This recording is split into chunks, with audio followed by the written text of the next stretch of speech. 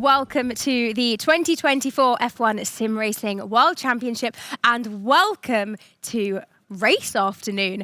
I am so excited to be back here with you guys. It's Ariana Bravo once again hosting, and I have an amazing team alongside me who you will be introduced to as we go through our race shows. So qualifying done and dusted. For those of you that might just be joining us, we had two qualifying sessions earlier on today for Jeddah and for Spielberg, and it was Freddie Rasmussen who managed to grab a pole in one of those.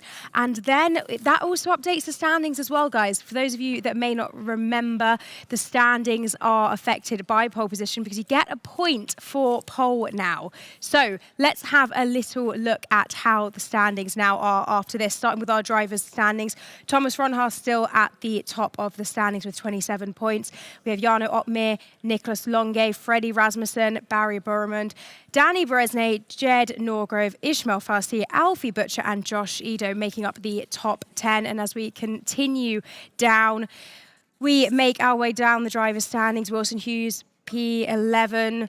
And if we continue down, we can see all the way down to 24, everything to play for in these races. And if we also look at the constructors' standings now, we have Kick F1 in first place with the 27 points, Mercedes P2, Ferrari P3, and we have Oracle Red Bull Sim Racing P4, AlphaTauri 5th, Williams 6th, Haas 7, McLaren 8 with work to do, Alpine also with work to do, and then in 10th we have Aston Martin.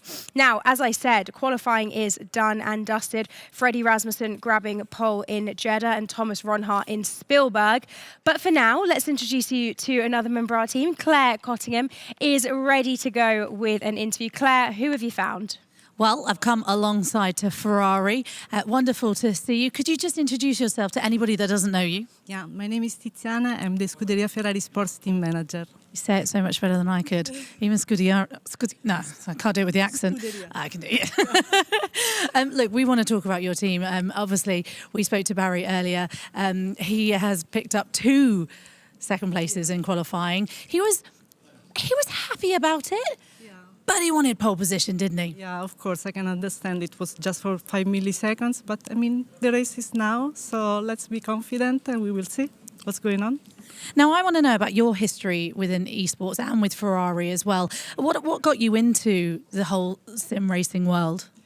I started in 2020, but I started in Ferrari like 25 years ago. I was in the marketing department before. I decided to move to esports because I really believe that esports will be important. It's already important to me. And I mean, I manage the team. I'm very proud of the guy. I'm pretty confident about today. Let's see. It's going to be a really exciting day out there. Now, of course, if you haven't been following qualifying, we've got Jeddah and then we're going to have Austria today. So we've got a jam-packed afternoon as well as jam-packed next few days. Now, how have you prepared your drivers for such an action-packed few days? Yeah. I mean, the guys were in Maranello, in our esports facility, in our headquarters in the last few weeks. So they practice a lot, of course, to prepare the races. We also participated in some minor championship just to practice race practice. I mean, they worked a lot, so they really deserve to be good. Are these tracks that are really going to suit you? Obviously, we've been seeing quite your Ferraris performing pretty well around these tracks. There could be a lot of chaos in both tracks. Jeddah is a very close track, and if you make any mistakes, you know, you're in the wall. And with Austria, you get up into turn 3 and everyone bunches up. It's going to be a lot of chaos out there. Yeah, we expect a lot of chaos, but I mean, we are ready with a lot of options of strategy, so let's see. Oh, tell me what the strategy is. Can you go whisper it to me? No, I'm only joking. Let's head over to Ariana.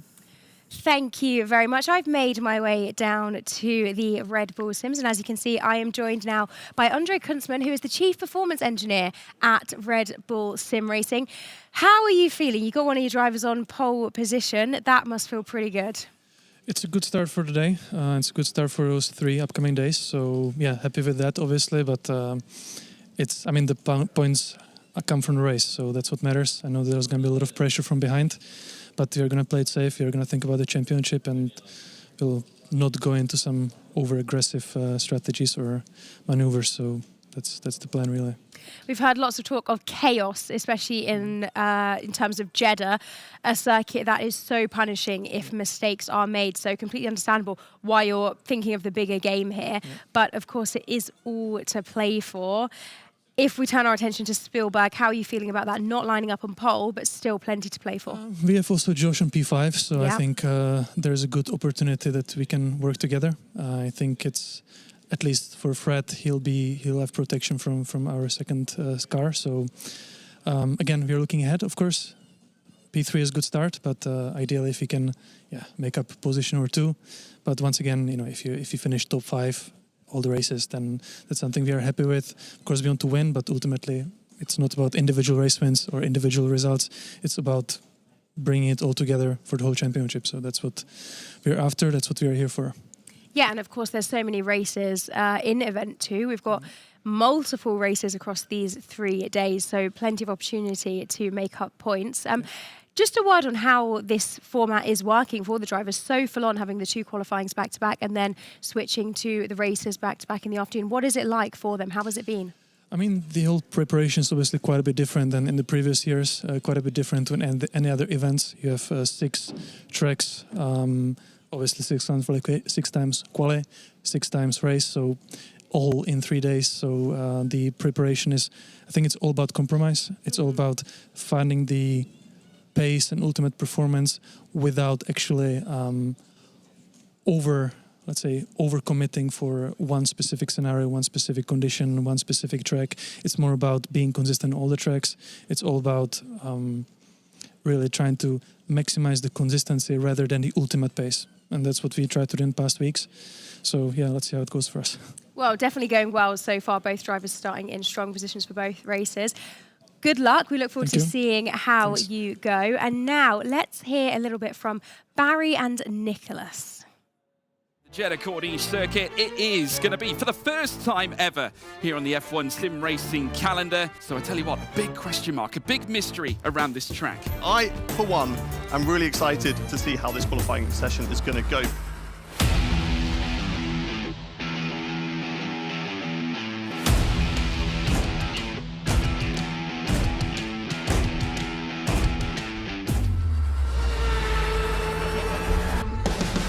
Blakely, he's purple in Sector 1. He's purple in Sector 2. Can I go purple in Sector 3? It was certainly an intense one. This track is insane. There's so many places where it can go wrong. That's the big question. Purple in the first 2 sectors. Can he make it a perfect trio? Lucas Blakely, the current reigning F1 sim racing champion, comes up towards the line. Goes immediately though, third fastest. That final sector was key. A bit disappointed with my final run of qualifying naturally, as I feel like there was a lot more in the tank, but it just didn't come together on the last lap. That's racing. Just get on with it now. We're starting P5, so still a great place to be. Here comes Barry Burman, the rapidly fast Iranian. He goes to the top, immediately tramps a 1:25.373 to the field.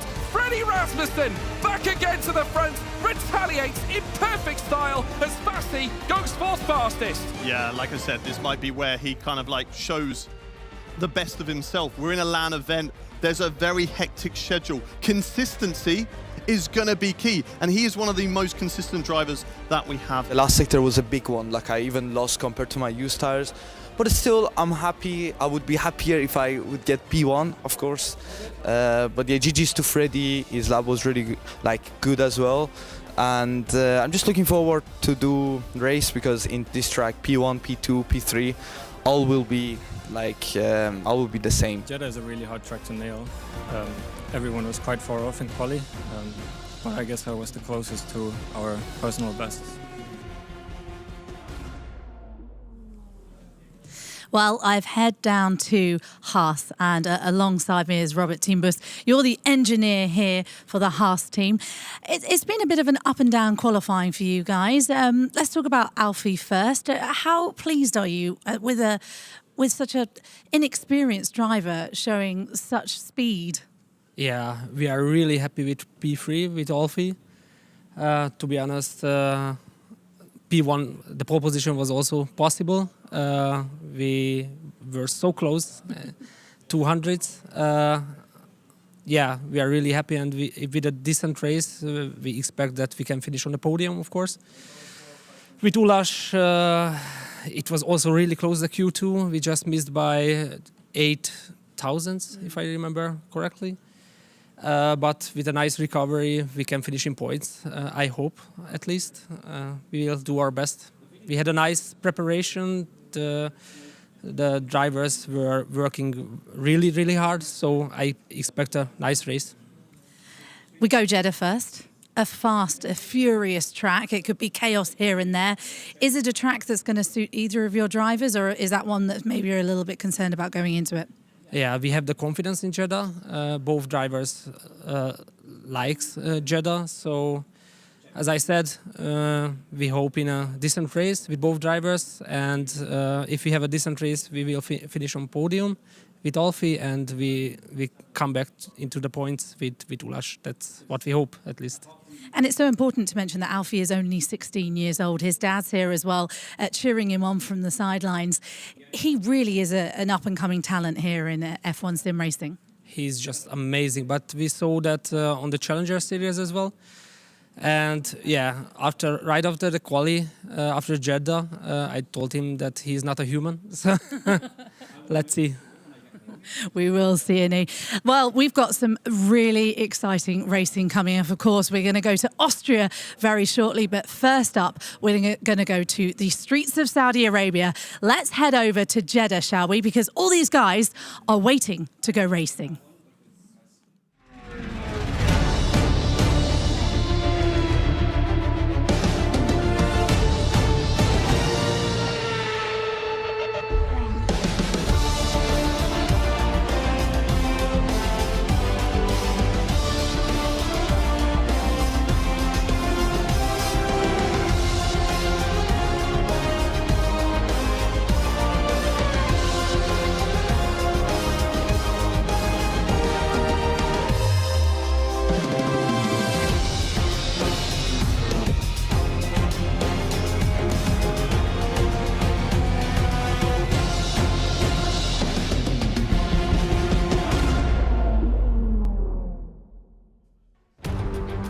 Well, what has certainly felt like a long break. We are back racing in the Formula One Sim Racing World Championship, and it takes us for the very first time to Saudi Arabia, to the Jeddah Corniche. Electrically fast, plenty of action, certainly turbulent as well. Overtaking zones are plenty. We're looking forward to taking you through this one, folks, as the championship takes another twist, another turn here around the streets of Jeddah. 6.174 kilometers, 3.836 miles, 27 corners as we light things up around the Jeddah circuit. Carsten Tilke, of course, the architect behind this grand masterpiece, son of the great Hermann Tilke, opened back in December 2021. Hard to fathom that this is our first occasion around here, but here we go anyway. Plenty of drivers looking to secure big points in this very fragile starting spot of the season, with it only being the second round, a lot more to come. Here comes the starting grid then. Philip Prejneda starting from 20th place. Alpine teammate Ruben Pedreño joins him on the back row. In 18th is Joni Tormela with Ulas Özildirim starting from 17th for Haas. Up in 16th place, we then take a trip to Simon Weigang in 16th with Jet Norgrove alongside him in 15th. Further up, Brendan Lee, two-time champion, in 14th. Alvaro Carreton, the Spaniard, in 13th for Williams. 12th spot, two-time champion Jarno Opmeer, just outside of Q3. Alongside him, Nicolas Longuet, who starts 11th place. Jake Benham, the All-Star, returns once again this season with Wilson Hughes alongside him. Old friends could become bitter enemies. Fabrizio Donoso in 8th, Josh Edo in 7th for Red Bull. Up in 6th place, we then move on to Thomas Ronhaar, one of the favourites to this season's title, alongside current champion Lucas Blakely, representing McLaren in 5th.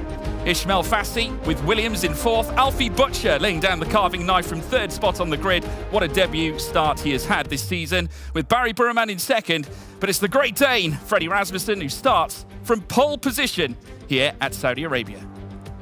What a place to go racing, and we're going to have one fine race ahead of us. I was chatting to the drivers in the little break between qualifying and the race, and they say expect some potential 4 wide moments everywhere. They even said it doesn't matter where you qualified. So yes, okay, Freddie Rasmussen's on pole. He's been rewarded with that point for pole position, but they've told me that anyone can win this race from any position, which we haven't really had in previous F1 sim racing seasons, because usually there'd be those DRS trains and you're just kind of stuck behind each other and nobody really dares to make a move. But now, and we certainly saw it in Bahrain, there are going to be a lot of moves, a lot of overtaking, and hopefully for us, a lot of action. Yeah, the hairpins of note, of course, being turn 13, heading into sector 2, and turn 27, which leads you down the home straight. But there's plenty of chicanes to take, some sharp corners as well. Freddie Rasmussen, though, enlisting his 16th pole position of the season as he goes in hunt of his first World Championship. It has been a story of second place now for a considerable number of seasons. Thomas Ronhaar and Brendan Lee, teamsmanship there between the two, of course, representing Kick F1 Esports. Ronhaar, of course, coming off the back of winning back at Bahrain in our very first round. He'll be looking for a very similar result this time, Hayden. Yeah, starting down in 6th position for Thomas Ronhaar, which you don't think is that low. It's still in the top 10. It's midway through the top 10. But for Thomas Ronhaar, that's a low qualifying performance from himself. So he'll be looking to bounce back and put himself further up the field. But of course, as we've said, strategy is going to be vital, and that's something that a lot of teams are going to be looking at. You're looking at potentially mainly a one-stopper, medium hard or hard medium, but we could potentially also see, and I wouldn't be surprised to see it, the softs being whipped out at some point, whether you go soft hard, but more likely take the hards, take the hit first, and then softs at the end. And likely if we have teams with drivers at either end of the bracket, should we say the bracket of order that we have here across this grid, obviously we might see differing strategies across the field. It's going to be very exciting to see who extrapolates what at the very start of this race.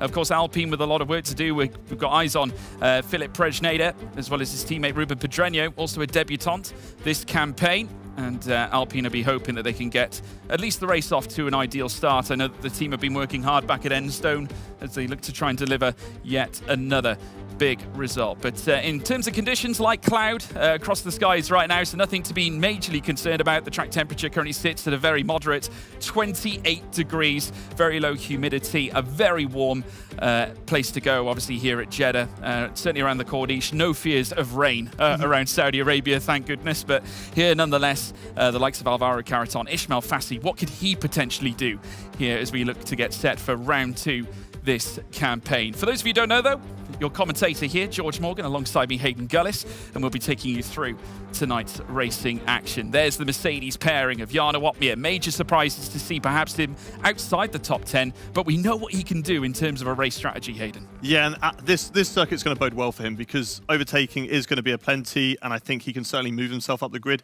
And this is a guy who always seems to whip out a strategy that works perfect for himself. So I'm very excited to see what happens.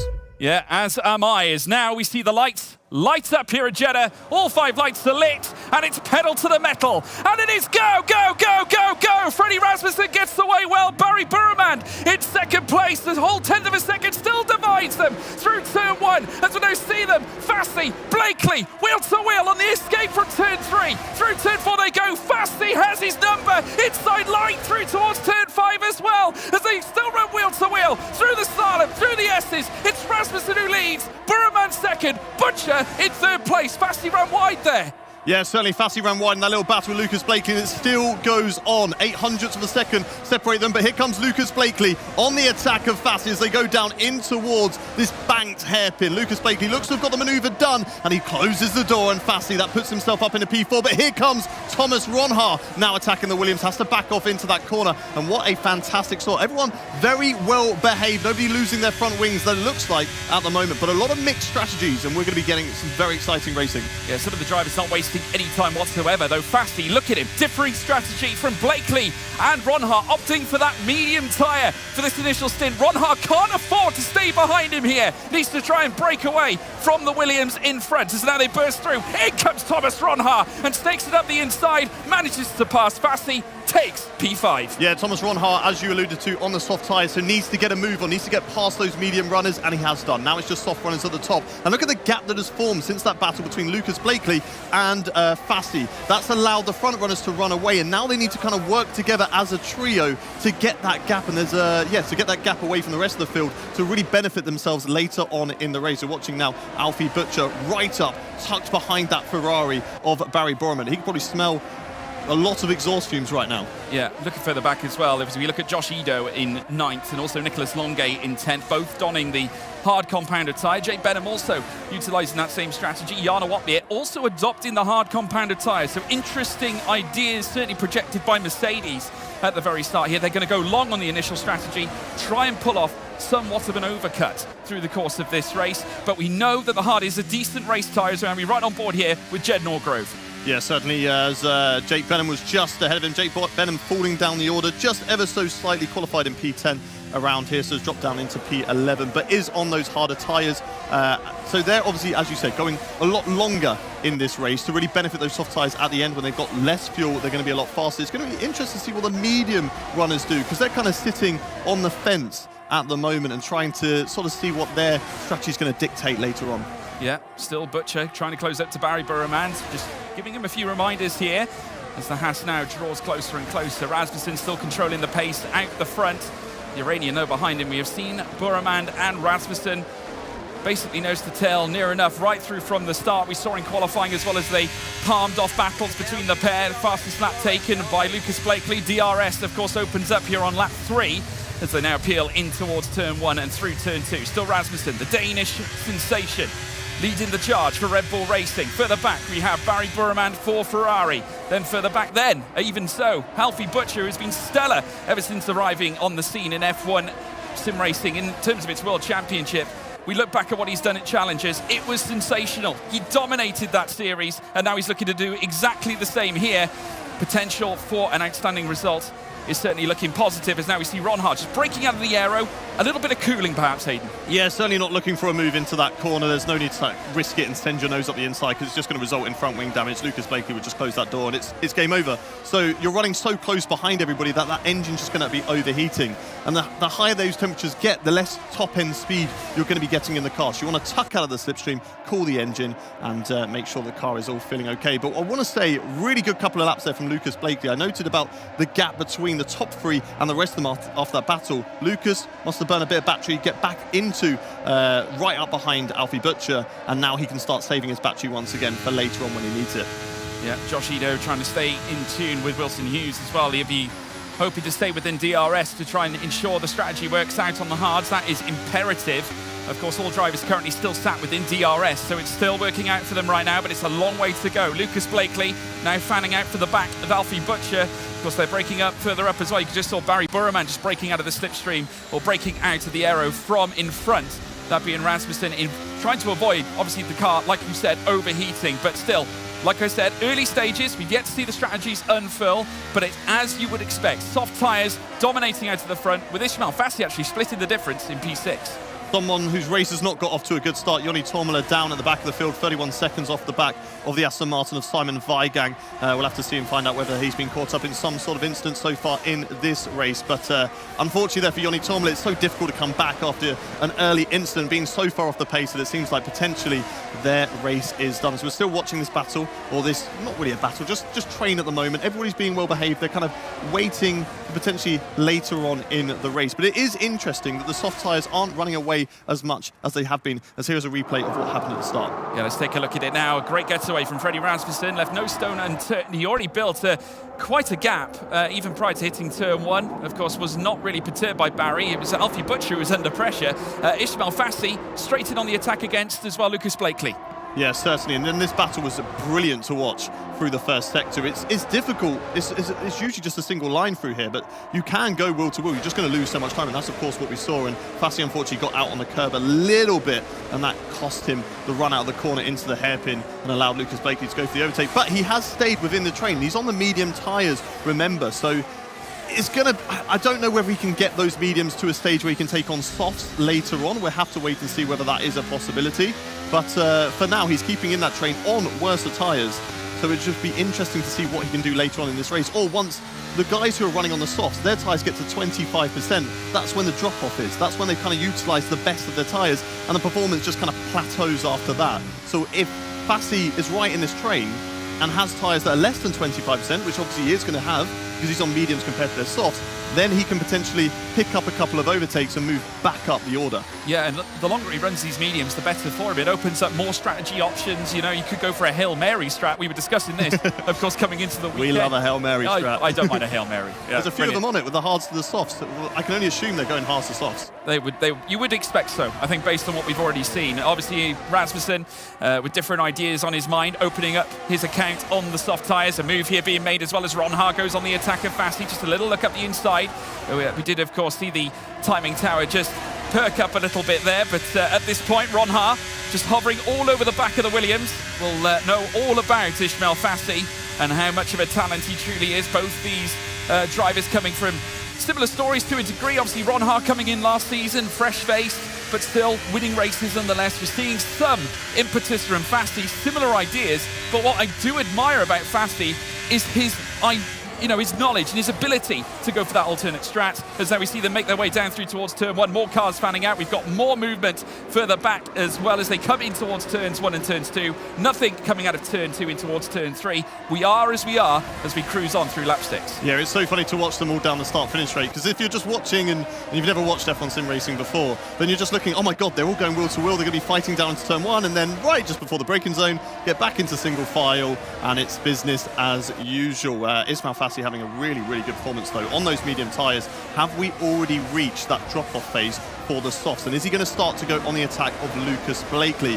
It's very difficult though, because Lucas has that benefit of slipstream behind Alfie Butcher, so he needs to try and just be patient, wait behind Lucas Blakely, see where Lucas Blakely is strongest, but also most importantly see where he is weakest, judge that, assess it, and then pounce at the weakest spot. Yeah, absolutely right. We're coming into a quarter length of this race now as we see Jarno Opmeer and Alvaro Carreton going wheel to wheel now as well. Opmeer doing enough to keep the Spaniard in behind right now. So Mercedes still in tandem, 12th and 13th. The Flying Dutchman sat behind the All-Star Jake Benham. Alvaro Carreton, who has been a long-serving member of the Williams Esports team, has been there since pretty much the very start. He's had great results in his history as well, trying to find that form that he used to hail back in the day. Obviously would much rather be contesting with his teammate who's currently sat in the top 10. I can't help but take a look at Fassi's strategy, and it's looking pretty smart right now as they make their way onto lap 7 of 25. Still Rasmussen out in front, Alfie Butcher just veering ever closer, Ronhaar right in the arrow as well as Fassi, as we now see as well side by side again between an AlphaTauri. This time Jed Norgrove getting into the mix here. This time has already displaced Jarno Opmeer, and now fancying a go at the All-Star as they run wheel to wheel again. Norgrove with the ideal line heading through towards turns 5, 6 and 7, and he has done it as well. Jed Norgrove, P11, or should I say Norgrove holding on to P11, just sat behind Longay. Great tenacity there from the young man. Yeah, Jake Benham going for the attack there on Jed Norgrove, but was not able to pull it off. But I think we're getting to that crossover phase where the softs are maybe not as good compared to the mediums or the hards, and the hards are starting to work quite well. We saw Jarno Opmeer have a little bit of a battle with Alvaro Carreton. You look at the difference in tyres between those two. Carreton's on the medium, so you'd expect him to have the better grip, but maybe now the hards are performing slightly better than the soft tyres. But we'll be interested to see whether those hard tyres can start to move up on merit or whether it's all going to be down to strategy. Yeah, absolutely spot on. It was Norgrove indeed defending to the helm, but he's proven to be able to do that as well. Going back to Bahrain, where of course he defended the points finish and did so brilliantly. He's just done exactly the same against really decent talent, given the fact we all know what Jake Benham's capable of, let alone Jarno Opmeer, who is a two-time champion. And as we now watch the cars make their way around on lap 7 of 25. Still very minute gaps between them. Fassi still managing the pace in behind his, in behind the former champion, current champion, Lucas Blakely in 4th place. The McLaren sitting pretty there and behind Alfie Butcher, Challengers champion. I tell you what, we've got a string of champions out there on the grid. Frederick Rasmussen looking to take that title for the first time and has done so brilliantly so far in terms of managing the race. The Red Bull Sim Racing team be hoping for some more of this too. Barry Burman just keeping him honest in 2nd place. We'll take a look at a replay. Now, this was certainly a moment between Alfie Butcher trying to get tied up here, this time with Barry Burman, as we see them coming through the first sector. But it just goes to show how close these drivers truly are. It's so risky around a track like Jeddah. It's like he's got a hook and he's just attached it to the back of that Ferrari, and Barry Burman's just pulling him along all the way through that sector. They are so close, but that's so difficult to be in that position because all it takes is one slight error, just slightly on the brakes a little bit too late, and you've ruined your whole race because you just tagged the driver in front. You've either taken him out and got yourself a penalty, or you've broken your front wing. Yeah, and another replay here as well, as we saw Norgrove and Benham going wheel to wheel, and very nearly Benham getting the upper hand on Norgrove as well, but just favouring that inside line. Jarno watching it all unfold very sensibly, I think, backing off. Benham had to forego the place, could not quite get the job done, and it would be Jed Norgrove holding on to that 11th spot as well. So already an electrifying start to this race. We're only in the first stint, haven't yet seen pit stops unfurl, but it's going to be fascinating because we've got 3 different tyre compounds throughout the entire grid. Yeah, it's always going to be difficult to make an overtake into that corner because the inside driver dictates the line, and you have to be really trusting in the driver on the inside to give you that room. Obviously, Jed Norgrove was never going to do that. He's going to close the door because he is ahead and he has the right to do so. So Jake Benham, rightfully so, backs out of that one and lives to fight for another day. So we're still watching the front runners also close together. Lucas Blakely right up behind in P4. There was a little bit of separation lower down in the field. Simon Weigang, Philip Presneda also with about 2 seconds off the pace, whether they just had a bit of a battle themselves or a mistake there, but they've managed to close up the gap as well and get themselves back into this train. Joni Tormela is catching up. It is 29 seconds now. But don't get your hopes up. I don't think he's going to catch up, sadly. Yeah, it's a real tough opening stint for Joni Tormela. Almost part of the furniture here at F1 Sim Racing, but not the best way to start this event too. As we know, see Freddie Rasmussen make his way through the hairpin section, coming out now of that initial turn 13. Opening up between them. And yeah, it has so much actually. 7/10 of a second now opening up between Burman, and Butcher looks like the aggressor now all of a sudden as they burst their way out of the hairpin. Or should I say the chicane instead of the hairpin? They've got the hairpin coming up, heading through towards turn 27. Again, Butcher trying to get himself into a position where he could potentially mount an attack. Burman just ahead of him here with the rear wing now open. Burman also having DRS on Rasmussen, just keeping him in contention with P1. Also, you've got to be wary of Blakely in behind as well. But many drivers cautious about making the moves in the early stint because we do still have the strategies to play. As now Rasmussen with Burman in behind. Burman not content with going for the move, heading through towards turn 27, but might have a chance down the long straight. Yeah, he built up 7/10 of a second there between Frederick Rasmussen and Barry Burman. There we go, flying into pits. And that's what I was wondering. I was wondering if he was burning the battery, because you gain about 19%, 20% of battery in the pit stop. So you're going to get that battery back. So you are free to use it, or whether he had just better wings and was so good compared to the other teams in the first sector. But I think it was a very strong performance there from Freddie Rasmussen to break away. And now it'd be interesting to see they've gone onto the medium tyres as Frederick Rasmussen, Barry Burman, Alfie Butcher all in the box now. Lucas Blakely though decides to stay out on the softs. Fassi of course has been on the medium, so is able to go longer. But it's always going to be interesting to see. Obviously those hards, the medium tyres are now going to catch up because they have brand new tyres and they're able to push a lot harder and they're going to catch up to those hard runners. But it's going to reverse later on. The hard to soft strategy is going to flip itself and they're going to be straight back in it. Yeah, very close as well. It looked like there was some debris actually flying off one of the cars. Not quite sure whether it might have been the Haas of Alfie Butcher who might have lost a front wing end plate. I'm not quite sure. It might have been the Ferrari. Not quite sure where that came from. It did look like it. Not 100% sure whether that was the case, but certainly some stuff happening nonetheless. As Alfie Butcher now forgoes a position as Thomas Ronhaar bursts on ahead. So now he's up to 17th place. Butcher now licking his wounds down in 18th. I think he could be in trouble here because he did that coming into the pit lane. I don't think the game's going to have fixed his front wing. So he's actually going to be limping around this circuit right now. And you can just watch Thomas Ronhaar bolting away. Wilson Hughes is going to be wanting to get past as soon as possible because he's just going to be holding him up and losing time. And Wilson, it's fundamental that he does not lose the train or the back end of Thomas Ronhaar to lose that slipstream. Otherwise, it's going to leave him in danger. We've got Lucas Blakely in the box, Fabrizio Donoso in the box, and that's all of our soft tyres. And it's happened again.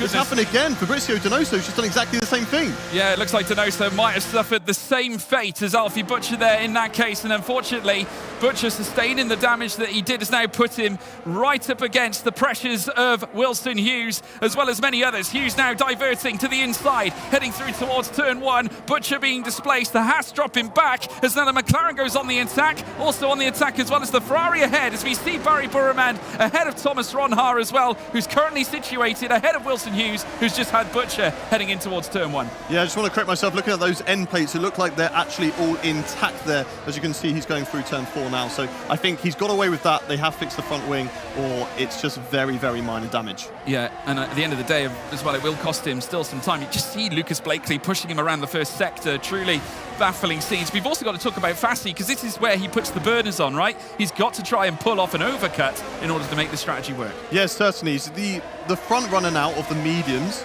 and he's going to have to sort of dictate what strategy they're going to do for the time being. Obviously, you've got the hard runners of Josijo right behind. Here's a replay again, and this is what happened on lap 10, George. Yeah, coming wheel to wheel again this time around, and obviously we just saw Fabrizio Donoso. This is just prior. They had a little bit of contact coming out of turn 27, and they would then eventually dive into the pit lane. Similar scenario to what we saw from Alfie Butcher. Again, what looks to be a little bit of contact heading through to their pit stop phase. As now we see them make their way around on lap 11, now lap 12 of 25. Fassi still out in front. Just look at this from Donoso, though, who is going in on the attack, this time on Alfie Butcher, who seems to be losing place after place. I don't know, Hayden. I reckon there's something wrong. Yeah, I've just had a note handed to me from the amazing Claire Cottingham, and she has told me that it was actually Barry Borman who sustained the damage and not Alfie Butcher. Was the Ferrari in front then? There was the Ferrari in front. So he's still in P15 though, but he has fallen down, and he is actually battling right now with Thomas Ronhaar further down the field. The Mercedes running well on the hard tyres, 5th and 6th for both of those guys, but it will be interesting to see how, of course, their strategies play out. And it is good to know that you can do a soft medium, but you are going to be really pushing those tyres. Maybe not quite as close to puncture range, but they're not going to have some great performance by the end of their stint. Those guys who are going hards to softs, they're just going to have better life in their tyres and can really, certainly catch up to the medium runners and go for some fantastic overtakes. At least we hope so. Yeah, we're coming into the halfway point now, lap 12 of 25. Halfway through this lap will be the halfway point, as Ismail Fassi still leads the way. We can just see there the contingent of the Mercedes drivers, Jake Benham and Jana Watmir further up, trying to make this hard tyre start strategy work, as we now see them make their way now out, heading through the final sector. There's Lucas Blakely, Wilson Hughes in behind as well. Fassi, now there's a move for the lead up at the front, I think. Whether that's Fassi coming in, I don't think it is, but it looks like Ido now has the lead of the race. Yeah, it looks like the hard tyres are working a lot better now than the mediums. They must have dropped past their 25% range, so now the hard tyres are the tyres to be on if you're one of the guys who have not done a pit stop yet, as they go wheel to wheel though. But maybe this is something else, George. Maybe this is these two working together. They're using the DRS. Obviously, we've got 3 DRS zones around here. You can gain so much time in the slipstream, and if you trade positions without battling, without holding each other up, you're going to help yourselves get away from that chasing pack at the moment who are on the mediums, as it looks like Presneda into the box. Yeah, very much these situations can turn the entire race upside down, and very nearly turning Thomas Ronhaar upside down as they made contact through 2 and 1 again. So Lucas Blakely looking to try and push on here and break away from the Kick F1 car that currently sits in front of him. There's a queue forming behind Barry Burman right now, and if it's true what they say and he has wing damage, he's going to be holding them all up. Yeah, certainly. I mean, he has dropped off massively from Freddie Rasmussen, but of course he's going to be wanting to hold on to that position as much as he possibly can, because these are vital points in F1 sim racing. Thomas Ronhaar, though, not ready to go for a move, because the problem is, yes, you want to get past him as soon as possible, which of course, especially as we are on mixed strategies, but as soon as we get into a more plateau that everybody's on the same strategy, you're then going to be the leading car, and it's so difficult to break away when someone's got slipstream, especially around here. So you need to time it to perfection. You need to do it basically just before you go into sector 1, so that when Barry's going to be struggling through the corners, you can blitz away and get that free air.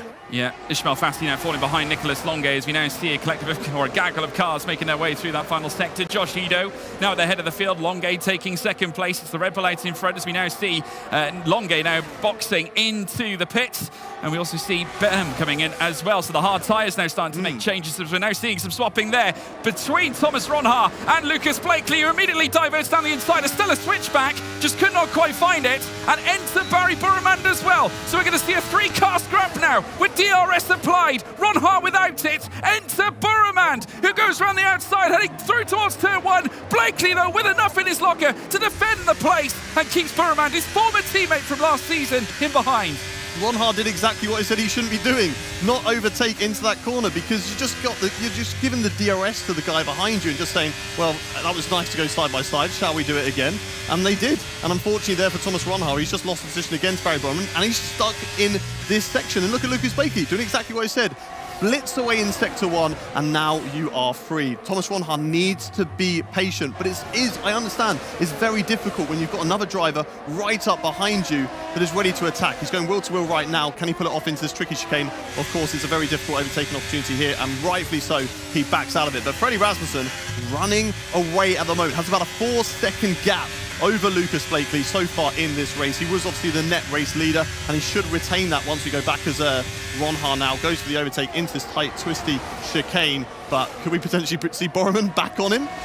Well, we'll have to wait and see. I mean, I think the one thing Ronhaar can take is the fact that he will still have DRS. As now we see the cars coming into the pits now, finally. First, Fassi, Otmir, or should I say Fassi staying out. Otmir now leads the race. We have got Fassi in the box, should I say. Karaton stays out. So there we have it. Ido's through.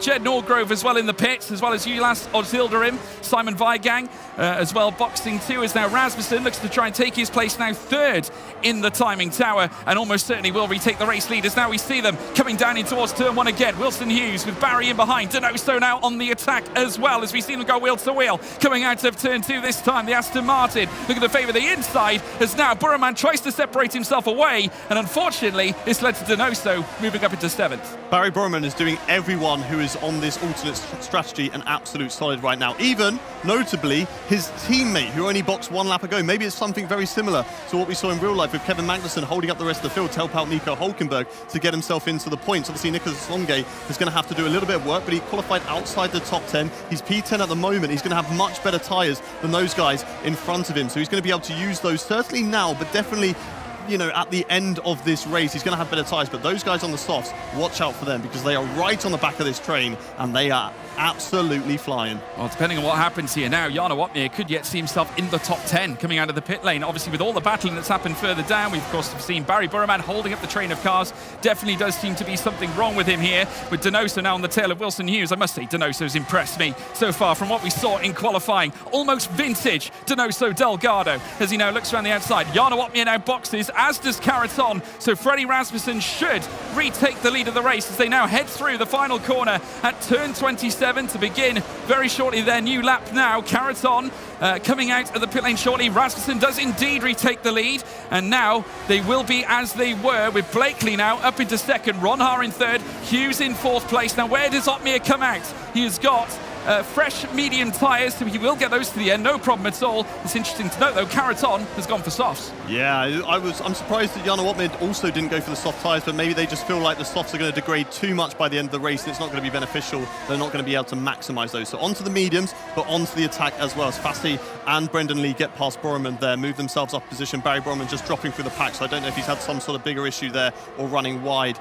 That's massively costing us. Fabrizio Denoso has a little look around the outside, but settles for P5 for the time being. For the switchback on the inside, but not quite able to get the overtake through that cambered corner, and obviously rightfully so, sitting back, as we've got a close sort of 3-wide battle there. Jake Benham in P7, but Nicolas Longe having a little look on Benham, but also trying to defend at the same time from Ismail Fassi behind, and they're all stuck behind Alfie Butcher, who's another driver who has been struggling. I do believe that Alfie Butcher might have been carrying some form of damage, because he has got a 3-second gap to Fabrizio Denoso. And look at this cluster of cars, George. Yeah, a little love tap as well from Longe on the back of Benham, and 2 of them go through as they now look to blast past Alfie Butcher and move ahead 2 at a time, and they're not alone. Ismail Fassi trying to do the same, as now all of them a gaggle. Now Noah's Ark into turn 27, they're falling out to 4 wide. Incredible now, as you see Ronhaar trying to hold his line through the inside, coming out of turn 27, the final corner lit up as they burst down this long straight. Longe now leads them with Benham in behind. What about Fassi? Where does he factor in all this? We've got him moving to the inside. He leaves in late. The artist Ismail Fassi now moves into 6th. Longe down to 7th. Benham down to 8th.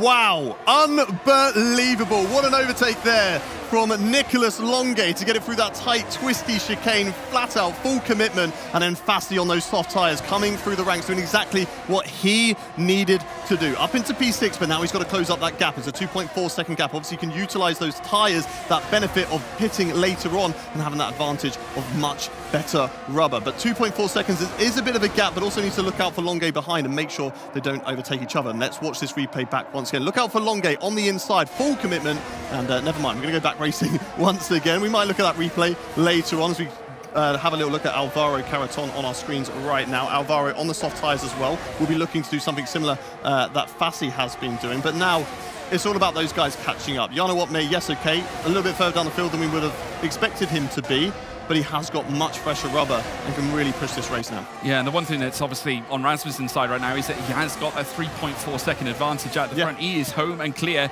No need to worry about DRS. Attacks him behind. Longue, though, with DRS. Now looking to attack Ismail Fassi. Easy as you like as they make their way through the final corner, though he might come under scrutiny heading in towards turn 1. And there's a train of cars who would very much like to have a go against this Scuderia Ferrari. Fassi now, one of them, looking to try and blast past. Joining him, the all-star Jake Benham, who swaps outside to inside and makes his way past Longue now, who now tries to hold on as best he can, but Benham doing enough to keep the Ferrari at bay. Fassi retaking the place that he initially lost heading through turn 27. He said, no chance, mate, I'm having it back. Whilst it was a great move there from Jake Benham, I don't think it was wise. These guys need to start to work together to try and catch up, as Alfie Butcher has sadly retired from the race. I believe that, yes, it looks over the screen, that is in the pit lane. So Alfie Butcher has called it a day, sadly. The little bit of front wing damage going into the pit lane, but I'm sure he'll bounce back. He's a great talent, so I'm sure he'll bounce back later on in the race in Austria. But yeah, I don't think it was a wise move there from Jake Benham, because it compromised both himself, Fassi and Longue going into turn 1, and it is vital that they work together, slipstream off each other to try and catch up. They are now within that 1 second, but you know, you want to do it as early as possible. You want to get as close to that train as early as possible to maximise the amount of time you have left in this race to get these overtakes done, because you want to be patient whilst also aggressive. It doesn't make sense, but it kind of does make sense in F1 sim racing, because if you go too aggressive too early, you're just going to break your front wing, and when you have not that much time to make the overtakes, the pressure's kind of on to be that aggressive.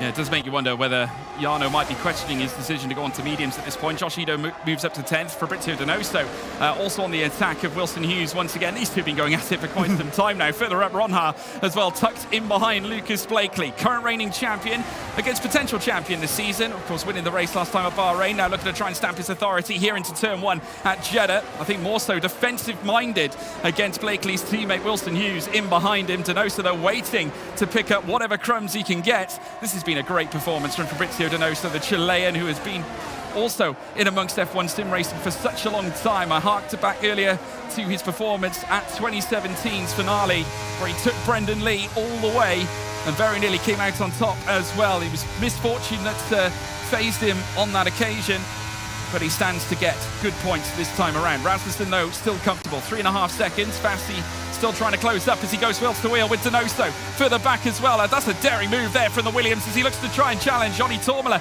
takes the fastest lap of the race, and Fassi's done it, you know. He loves Jeddah. He takes P5 away from Fabrizio Donoso. He's absolutely flying at the moment, and he needs to do that on these soft tyres. He needs to get through this field as quickly as possible if he wants any chance to catch up to Freddie Rasmussen. 3.6 seconds. It doesn't look like it's going to be likely, but you never say never here in F1 sim racing. He now needs to get on the back of Wilson Hughes, use the benefit of these soft tyres, and try and pounce him as early as he possibly can whilst doing it safely. Fabrizio Donoso, fantastic performance so far, but sadly on the back end of this train, they're on the older tyres compared to these guys. He's just trying to defend there from Jake Benham to move over out of the slipstream. Breaks late right up around the outside there. Fassi boxes him in with Wilson Hughes, and Fassi nearly puts both of them into the barrier. They get through okay, they're still going. This is fantastic battling, George. So close to carnage coming out of turn 27. I must tell you, Fabrizio Donoso, ice in his veins, still trying to close up to Ismail Fassi, who leaves it late down the inside into turn 1, attacking Wilson Hughes, trying to pull off what Donoso couldn't a few laps ago. Of course, he's been trying so hard, the Aston Martin, could not quite typify the Scotsman in front of him. Fassi, though, is going to try, and he's on better tyres, only 5 laps old soft, better grip, lots to offer here for this Williams. He wants the podium, and he knows it's right in front of him here.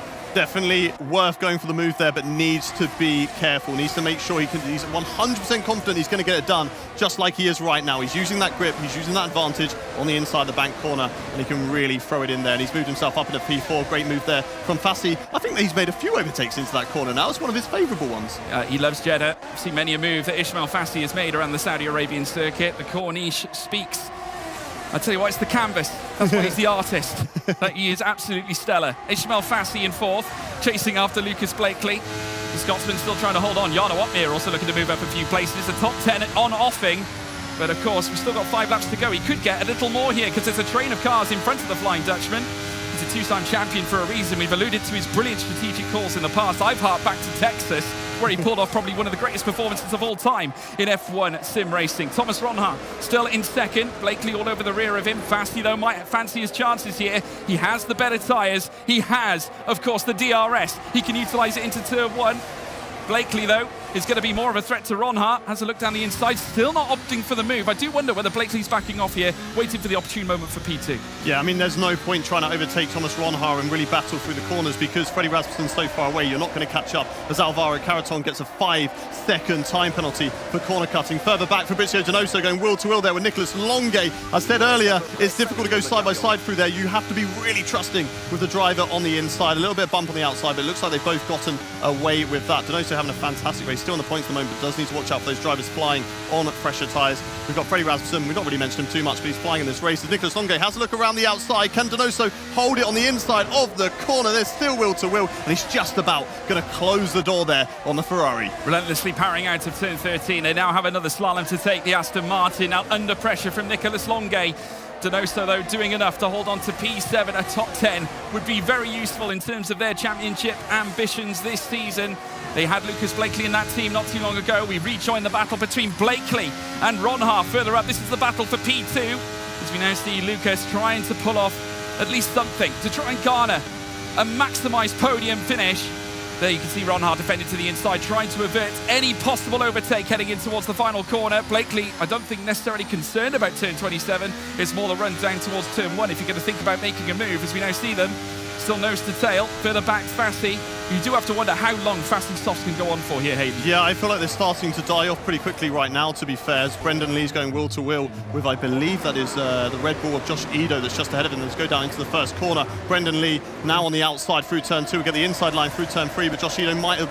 No, he tried to close the door, but he was still there. Now Brendan Lee will have the inside line going into this next corner, but can't get it up the inside. He's just not far further alongside to really put his nose in there. But yeah, going back to the front runners, I think Lucas Blakely's just biding his time. He's pulling out that slipstream. Ronhaar's not defending. He's just taking the normal line through that corner. Lucas Blakely's pulling to the outside just to continue cooling that engine so he has that power later on in the race when he does want to go for the attack. Fassi, though, he is right in this battle, but yes, I do agree. I feel like he's utilised the soft tyres. He's got himself into a fantastic position, but now he doesn't have that advantage that he did over the other cars. He'll still have some good tyres behind him or underneath him, but they're not going to be as good as they were, you know, like at the start of his stint, of course. Just what does he have left inside that Williams in order to potentially deliver a podium result here for the very first time in F1 sim racing? And don't ever count out Fassi. He is wickedly fast. We saw what he's capable of in qualifying. Went against the grain in terms of strategy in the opening stint. The sole driver in the top 10, really, to go on the medium tyres, certainly in the top 5, as they're now seeing them come wheel to wheel. Again, this time Blakely going for the lead, or going for P2 this time around as they run wheel to wheel. Fassi now opting to switch back. He might get a chance here. Someone's going to be without DRS, and I think it's likely to be Ronhaar. No, it is. Blakely's not got DRS. It's Ronhaar with DRS as they hurdle down the straight. Fassi has it as well. Will he cut to the inside? Will he go to the outside? Who knows? Blakely defending, though, aggressively, taking the outside line through towards turn 2. Ronhaar forced out wide. That opens the door for Ismail Fassi, who now provides the undercut. Coming through towards turn 3. He's done it! Podium place now in the offing for Ismail, the artist, Fassi. Opportunistic move there from Ismail Fassi. He saw the door wide open off that little battle between Lucas Blakely and Thomas Ronhaar, and he just went straight for it. He's moved himself up into the podium position. Fantastic move there from himself. But now he's going to have to be the one who's patient, wait behind Lucas Blakely, get to crunch time, which will be the final lap, of course. And then I don't even know what's going to happen on the last lap, because we've got so many drivers so close to each other, and I'm expecting some more four-wide appearances. Well, talking about Hail Marys, I think we're going to see plenty of those coming into the final 2 laps of the race. We're going to be in for a real treat, folks. Strap yourselves in, popcorn in hand. It's going to be special here at the Corniche. You've now seen them make their way around on lap 23 of 25. Still a small matter of a couple of laps to go. Can Lucas Blakely hold on to P2? Will Fassi rip it away from his fingers? We'll have to wait and see. What I will say is that Fassi making superb use of those soft tyres right now. Looks calm and composed, nothing phasing him, but the question is, will Thomas Ronhaar phase him now? Fassi looking to the outside on Blakely this time. Who's going to lose DRS here? Is it going to be the case that Blakely, I don't think he's going to keep it, because the DRS detection point is long gone, and Blakely's going to be a sitting duck. Fassi knows it, so does Ronhaar. Who's going to win the battle? Through towards the first corner. Penultimate lap of the race begins, squeezing him to the pit lane side now, as we see Ronhaar defending, trying to keep Blakely at bay. He's done it. He holds on to P2. Fassi, though, down to 4th. Great respectful battling between those two. Lucas Blakely put Thomas Ronhaar right up against the pit wall, but left him enough room. But Ronhaar was not backing out. Sent it up the inside. Lovely wheel-to-wheel moment between the two of them. And this battle, I don't think, is over yet. We've still got a lap and a half left to go. Plenty of DRS opportunities, plenty of overtaking opportunities. And Fassi is another one who's going to be wanting to get in this mix. And look at the gaggle of cars that's behind everyone right now. We're going to be seeing a lot of overtaking. We're going to be seeing a lot of side-by-side action. And this is going to get really, really good racing. Yeah, good news for Mercedes. Jarno Opmeer now in the top 10. Of course, he's managed to work his way through the sea of cars that are currently sat underneath, and now still holding on to P9, not too far away from Nicholas Longate either. So we've got double points on offering here for Mercedes. Red Bull just on the outside of that, despite Freddie Rasmussen leading the way, as we now see once again Lucas Blakely just threatening the inside of Thomas Ronhaar. The Dutchman still doing well though to retain that P2. Let's take a look at this replay. Now this is Caraton. It looks like a front wing's missing. Yeah, he's lost his front wing. I don't know how he's got caught up in that, but there's so many cars in that sort of gaggle there. He's going wheel to wheel, and everyone's just trying to get past him. But yeah, Alvaro Caraton, sadly, that's his race over. Yeah, and we're coming on to the final lap now very shortly. Ronhaar loses out twice. Fassi, though, with a great chance. Enter Wilson Hughes as well. McLaren looking to put two cars higher up in the top 5. Here comes Ronhaar again, looking to try and fight back. Blakely pushing him so close to the barrier, as though we see Fassi as well. They're going wheel to wheel as they take it now through turn 1. Turn 2 comes up next. Still though Ronhaar trying to hold on. He takes P2, holds P2. Fassi all over the rear of him, as is Blakely. They're going to run wheel to wheel, but still Blakely holds on. Here we go. This is crunch time. This is the last lap. This is where they're all going to be sending it, trying to gain those vital positions. We've all been patient so far this race. Now it's time to throw patience out the window. It's full send, or as you like to say, it's pedal to the metal, and it's go, go, go, go, go. And it's Lucas Blakely who's currently in third position, hunting down Thomas Ronhaar. We're going into this banked hairpin right now. Fassi's currently in fourth position. He's biding his time behind these guys, but it's all going to be into that final section. There's a DRS zone, there's a hairpin, and there's another DRS zone. George, who's going to have it? Well, it's a mystery to me, but one thing I will say is I think Freddie Rasmussen's got this one pretty much to bed. 5.7 seconds clear becomes 5.8. But the serious quiz is the battle for P2. In behind Fassi once again on the attack, knows that this is his last chance. Right in behind Thomas Ronhaar, trying to break down Lucas Blakely. It's a major job for Fassi, and now, more concerned about defending, Blakely cuts him off. DRS now given to Blakely, given to Fassi. Also Benham in the mix too, as they head down through towards turn 27 for the final time. We can't detract away from the front, surely. Freddie Rasmussen will surely make his way to a 13th race win. A fantastic move from Ismail Fassi, however, who will go up to the line. He takes P3, but Freddie Rasmussen, 13 races now, unlucky number, maybe for some, not for the Great Dane. Take a bow, Freddie Rasmussen, race win here at the Jeddah Corniche circuit. What a fantastic drive for him. 5.5 seconds in the lead. Elation over there as well in the Williams pit garage. Fassi with a fantastic move on the last lap. Held his battery. Lucas Blakely was out of battery. You notice the rear light flashing. It means that he was harvesting energy. He was less than that 10%, which means he's not going to be gaining any advantages there. Fassi held on to 25%, round the last corner, got the inside line, blitzed the battery, and was able to move himself up onto the podium. Jake Benham, though, nearly got in that fight. P5, great result for him as well. And, of course, our championship leader going into this race, finishing in P2. But, George, what some fantastic racing that was. God, trying to keep tabs on that, but what a result for Freddie Rasmussen. Back again to the front, his first race win of the season, his 13th in his career in F1 sim racing since 2018. And once again, Red Bull enjoying the elation, the results, the points as well. It could have been, I think they actually managed to get two cars in the top 10. Josh Ito finally managing to pull it out the bag and bring home some major points too. So that is great news as far as Red Bull's campaign is concerned. Yeah, strong result for them, especially when you look at the likes of Ferrari. Didn't really have too good of a showing today. P8 for them, and unfortunately there for Barry, P17, no points as well. And you look at the kick team, obviously Thomas Ronhaar scoring very high in P2, but Brendan Lee sadly down in P16. So it's still going to be very close in the championship as we are having a look at a replay of that final lap there. Here's Ismail Fassi, and here he is going on the attack.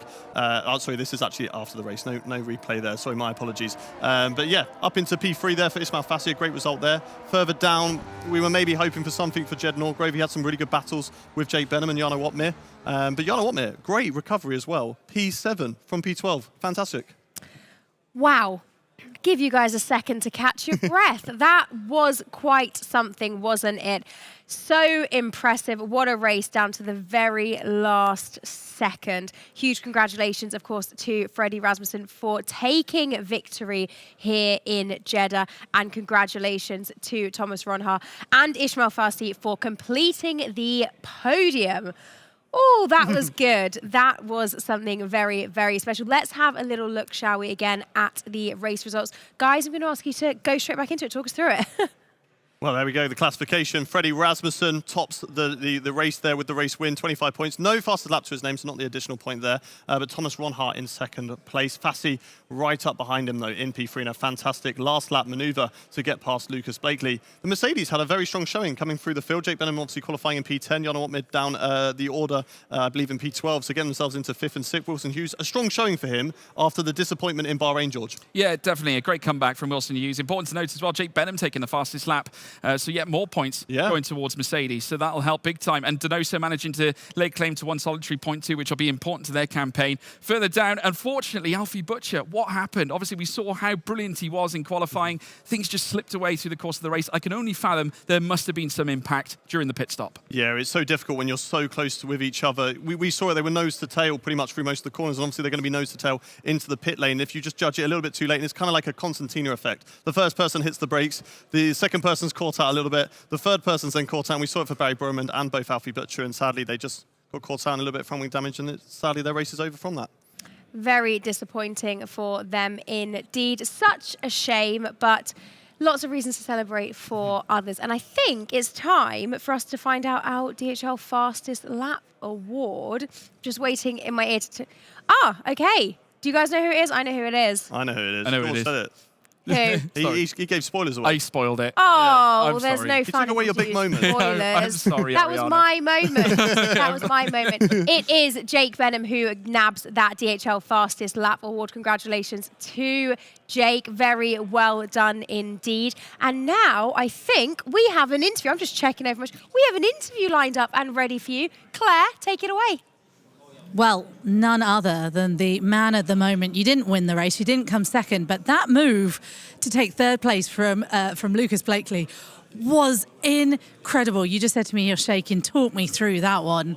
Well, to be honest, right now I'm speechless. I don't know what to say. It's an amazing feeling being in the podium in my second ever sim racing race. I was very confident since the beginning that I wanted to go for medium soft. I just needed to maintain the people on soft behind me. Thomas and Lucas passed me, but then I regained the position to Thomas. Went along with the hard runners, and yeah, pitted at the right lap. Started to catch up to the people in front, and it's been very tough. At some points, I was nearly gonna crash in the S's in sector 1 as well. On the last lap, it was on the limit that I didn't touch Lucas Reyes. So yeah, I'm super happy, to be honest, but it's the second race of the season. It's a long season ahead, so yeah, hopefully we can get both cars in the points. I don't know what happened to Alvaro. I think he got damaged, but yeah, we've got Austria soon, and yeah, hopefully I can get points. You say it's second race of the season, but it's your second race in F1 sim racing. I mean, what an incredible achievement. George over there keeps shouting how you're the artist because you're a blank canvas. Well, I don't think you're a blank canvas anymore. You're drawing your picture in F1 sim racing, aren't you? I don't know. Maybe yes, maybe no. Yeah, I just want to perform well, show to the team that we deserve these podiums, these points. I'm sure that we will battle for big things soon. We just have to keep working hard and results will come. Well, congratulations. Well done. Let's see how you do in Austria. Let's move over to Mr. Thomas Ronhaar. You haven't got your shoes on yet? No, not yet. I don't want to know. I don't want to go down there and smell. How are you? Congratulations. What a battle that was. I mean, I was just speaking to Ishmael, and it was a battle between 4 of you at one point, and at the end, 3 of you battling for that second place, third place, fourth place. I mean, and you came out unscathed. What I would love to know is how on earth you came out without any damage. I don't know, to be honest. It was a good fight. I enjoyed it with Isma, Lucas, and Jake in the end as well. So it was very good to be up there again. The tires were nearly exploding in the end, to be battling all the time. Yeah, the racing was fun, and To be P2, I did not expect with the stride you were on, but yeah, very happy. You started in 6th, so you made your way up. Obviously, Lucas Blakely was just in front of you. Ishmael was putting everyone to their limit as well to the end. How do you think that, I was going to say, do you think you could have got to Freddie Rasmussen, but there was no way of getting him, right? It was basically, I think Barry tried to play the team game. I don't know if he had damage or not. It was quite hard to tell. But definitely a bit of team play was involved with helping Nico, which is understandable. That's part of racing. And yeah, just try to make him cool, make it right moves at the right time. And I think that got me P2 today. So yeah, very pleased once again. And for you, what's so important is you're still leading the championship. So it's almost a consistency thing now. Yes, you would have loved that win, but at this point, 2nd place, you'll take it. And also the pole position point. I mean, you're flying. Just got to keep it up. Heading towards Austria, the confidence is an all-time high. Being on pole position always helps. So yeah, can't wait. Tell me how you're feeling about Austria. We keep talking about turn 3 and how much carnage there might be going into that corner. Are we going to see everyone? Because I feel like that race in Jeddah, you were quite well behaved. All of you guys were quite well behaved. I think definitely there's a good amount of respect between all the drivers, and it's good to see being able to fight like this. It's very fun, and it makes it more enjoyable as well for not only us but the engineers and the managers and everybody watching, to be honest. So yeah, very happy. Well, congratulations. Let me grab another driver, Alfie Butcher. Let's get you over here as well. Congratulations to you, Thomas. Alfie, just talk me through that one. How are you feeling? Yeah, it was. Had a really unfortunate incident going into the pits. I think me and Barry come off worse. I'm not too sure what happened, but it felt like a really tiny hit from my behalf anyway. And we picked up an orange front wing. So that was our race over, unfortunately. But nevertheless, we're going to try and do our best to bounce back in the next ones. And yeah. So how do you feel that the next race will go? Do you think Austria is going to be, obviously you don't want to pick up more front wing damage, but do you feel a bit more confident about that one, even though you've had a bit of a tough go? Yeah, I mean, we've had a little bit of a worse qualifying due to no fault of our own, really. But yeah, we're going to have to do our best and try and keep the head up after a tough race. Well, bad luck for this one, but we've still got Austria to go. So let's head back to you, Ariana. Thank you very much, Claire. As you can see, I've relocated to find our winner. Freddie, huge congratulations on the victory. How are you feeling after that one? Thank you. Yeah, I feel pretty good. It was a lonely race, but I take it. A lonely race is a good race when you're in first place. You seemed like you were under control pretty much from the start there, and it was just a case of building up that lead. Yeah, I think Barry behind had a incident, maybe hit me into the pit lane and lost the wing, and then he held up the field so I could pull away. And that was the first time racing in F1 sim racing in Jeddah around the Corniche circuit. How did you find it? Did it live up to the expectations? No, I thought it would be a very long train, but I got lucky and could pull away. Yeah, and pull away you did. Congratulations for that. Of course, that's one of the races done and dusted, starting in pole position, so fantastic opportunity for you, and well done on being able to convert that to the victory. But we now look ahead to our next race. We're straight back into it with Spielberg. How are you feeling looking ahead to that? This one, I think, is actually going to be a long train and a mess. So. A mess? Yeah. Why a mess? Because there's so many cars within the DRS and all bunched up, so got to stay alive. Well, we're sure that you will be doing that, but of course you've got Josh, your teammate, who's also up there in the race for Spielberg. How are you and the team feeling about having one another not too far away? Yeah, it's good. We're going to try to work together in the race to get the best result. Well, we hope that you are able to achieve that. Thank you so much, Freddie, for chatting with us. Thank you. Congratulations. Go and celebrate for a little bit with the team before we get straight back into it with Spielberg. I am now going to relocate back to the desk, and I'm going to go back and meet the guys. And, of course, we can continue debriefing, guys. Look at this. I'm back like I never left. Let's continue debriefing, shall we, on what we just witnessed. Freddie, of course, victory, which is fantastic. And we heard from our two podium sitters as well. Who was your driver of the day? I think I know the answer. Come on. Driver of the day, driver of the afternoon, seeing as we've got another race coming straight up. I know what the viewers will say. It's got to be the artist. Ismail Fassi, for me. Brilliant performance. Fantastic performance. You backing that, Hayden? Do you know what? I have to say, Freddie Rasmussen, sometimes it's sort of underlooked when a driver goes from pole to race win. It's like, oh, well, they were there anyway. They've not really gained any positions, but he did everything exactly right and drove away at the perfect opportunity. You know, once he saw that the guys behind him had a little bit of damage and they were fighting with each other, cool, I'm going to burn my battery now. I'm going to get away, build that gap. and he utilised that to his advantage with that 5-second lead, and comes away with the race win. But I do agree with him. Fassi had an amazing race, and if you were to pick either of them, I wouldn't argue with it. But no, for me, I'm gonna go Rasmussen. Yeah, I mean, I think on the basis, looking at the strategy, he went against the grain of everybody else. I think, and that for me stood out. That is a sign of intelligence, I think, as a driver to make that key decision. It just goes to show that he is somewhat the complete package. Is Ismail Fassi? He's got the pace, he's got the ability to make the moves. The racecraft is down. And at the same time, he's got the ability to make those key decisions on strategy with his team. I just think that's brilliant. Yeah. And we saw some fantastic racing throughout that, 3 wide, 4 wide at points. These drivers are really going for it, aren't they? It's why they're the best in the business, and it's why they're here. To the fact that they can go around a track like Jeddah, wheel to wheel, 4 wide at one point. Incredible. And, we did see a few incidences. Of course, in the pit lane, it's very easy to do that when you're so close together. And unfortunately, I don't actually know what happened to Alvaro Carreton in that incident. But other than those two, there weren't too many incidents that were going on out on track. And everyone was very clean, everyone was well behaved, but still gave us some incredible racing. So I love it. I loved it too. Can we talk a little bit about strategy? As we said in commentary, people trying different things, a mixture of all 3 compounds. What did you make of that, George? I thought it was interesting. I mean, I wasn't surprised to see the drivers in the top end go for the softs. I think, Freddie secured his victory utilising that, so you can't question his decision with regards to what they did. Mercedes, I think, were the others to watch out for. I mean, both cars starting outside the top 10, going for that long stint on the hard tyres, basically pulling off a decent overcut, the overcut that Jarno loves so much as well, and it worked for him. He got himself some big points. Benham also picking up a fastest lap and big points too. So Mercedes, I think, can take solace from that, especially considering they had a difficult qualifying. Indeed. Now, I think it is time for us to have a little look at how the standings look after race 2 of the championship. Talk us through it, Hayden. Thomas Ronhaar still leads the way, 45 points now to his name. Freddie Rasmussen, with that race win, puts himself up into 2nd place. 7 points the difference between those two up at the top. Jarno Opmeer still in the mix.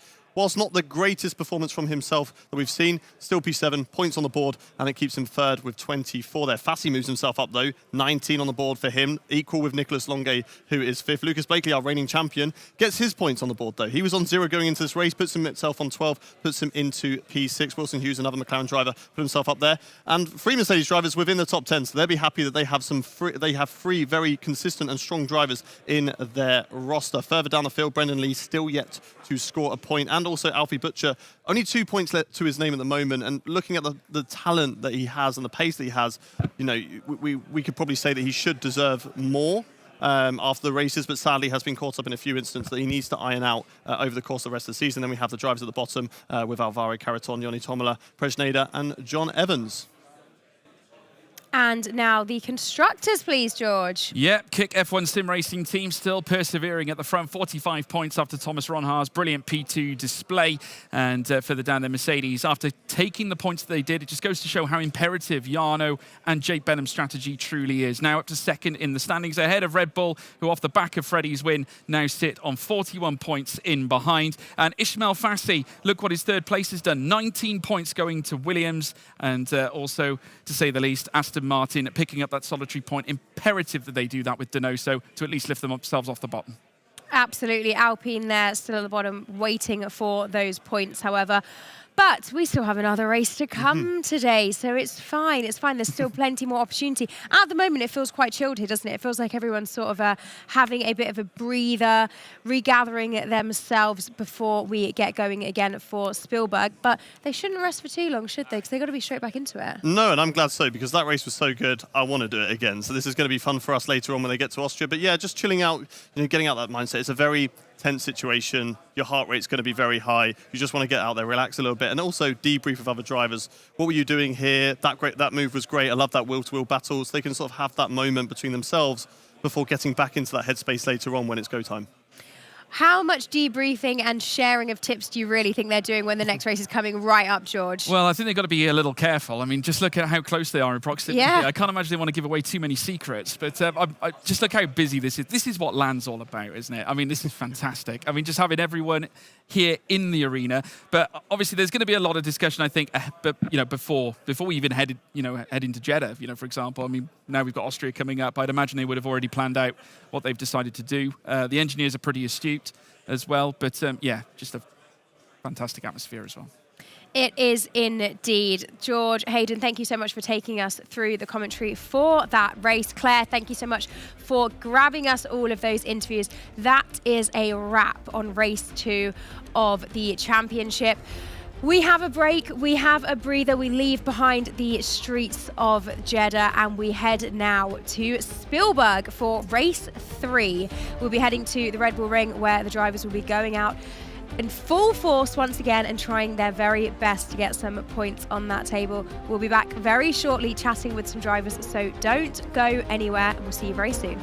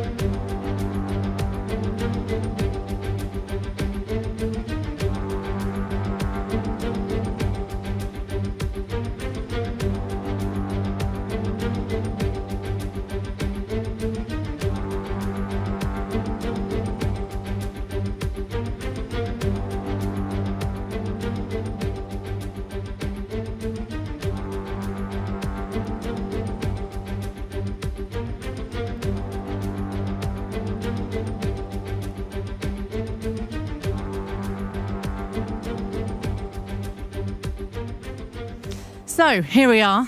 Who loves being jumped as you come out the toilet? Apologies about that. No, Barry, let's talk about your race that's just happened. Look, hey, we've had an absolutely. We're just going to walk a little bit closer to this.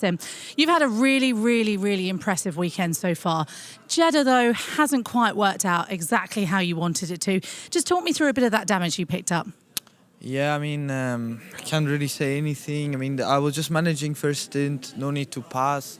I was just saving tires, staying behind Freddie, just chilling, literally. And then into the pits, I even broke like really early. I even was like on 40 kph. But I don't know, Freddie, I think like fully stopped the car. It was really weird because, and then I couldn't do anything. Like I even reacted, but it was not enough. And then I got wing damage, and same I think for Alfie behind me. And then from then I kind of knew it, the race was gone. I was really angry, but yeah, I just tried to finish the race. But yeah, I'm just trying to forget it, trying to reset my brain, and then get ready for Austria. Exactly. We have another race coming up. You're starting from second place again. It's going to be a tricky start. Everyone's talked about how hard that start is in Austria. And in general, it's quite a short lap. It's quite a chaotic track in general. How are you feeling ahead of that? How have you done your reset? You haven't had long to reset. How do you kind of get into that mind frame?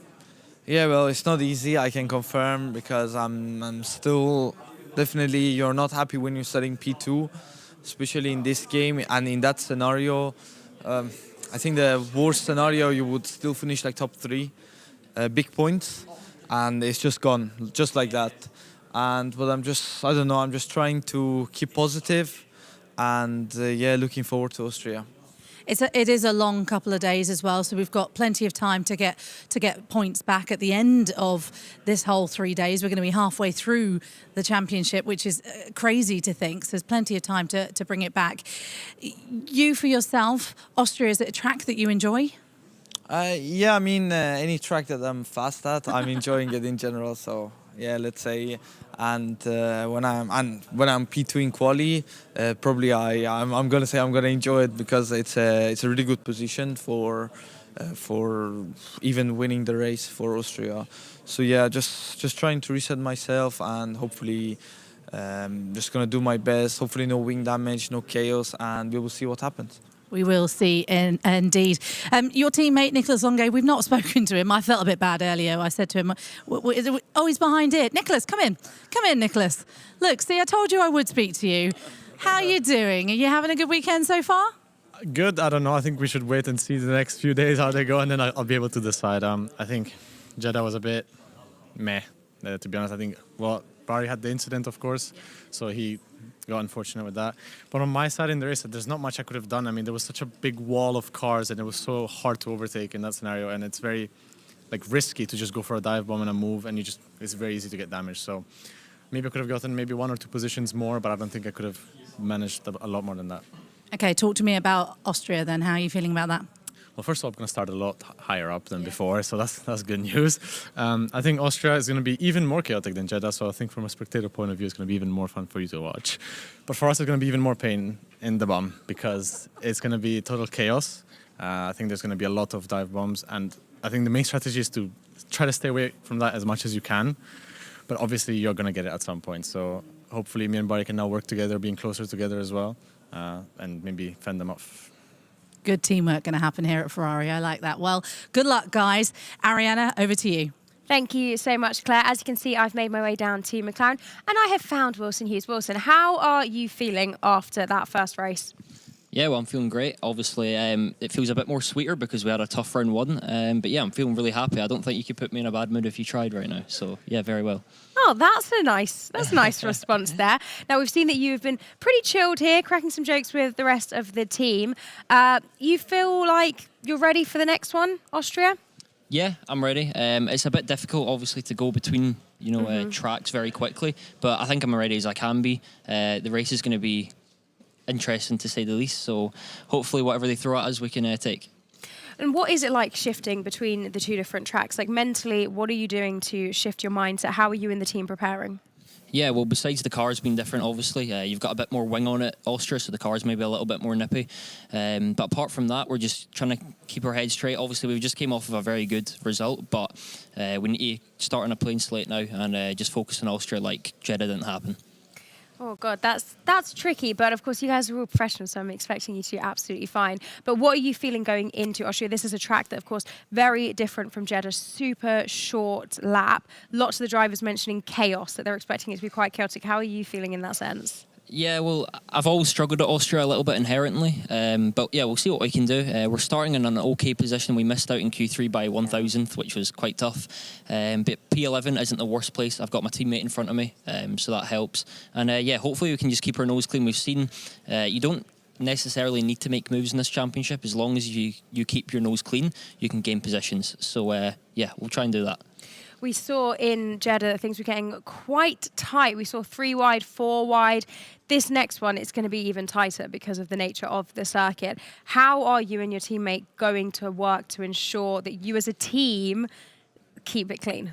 Yeah, well, we saw in Jeddah, I had Lucas behind me and, I let him by because that's what was meant to happen and that's how we're doing it. So we're not going to fight each other. We're going to keep it clean. Obviously, we're really close to each other in track, and even when you don't want to fight each other, sometimes it can be pretty tricky. But I think, as saw in Jeddah, we've done that pretty well in keeping each other in a good position. So, yeah, I think we've got no problem with doing that at Austria.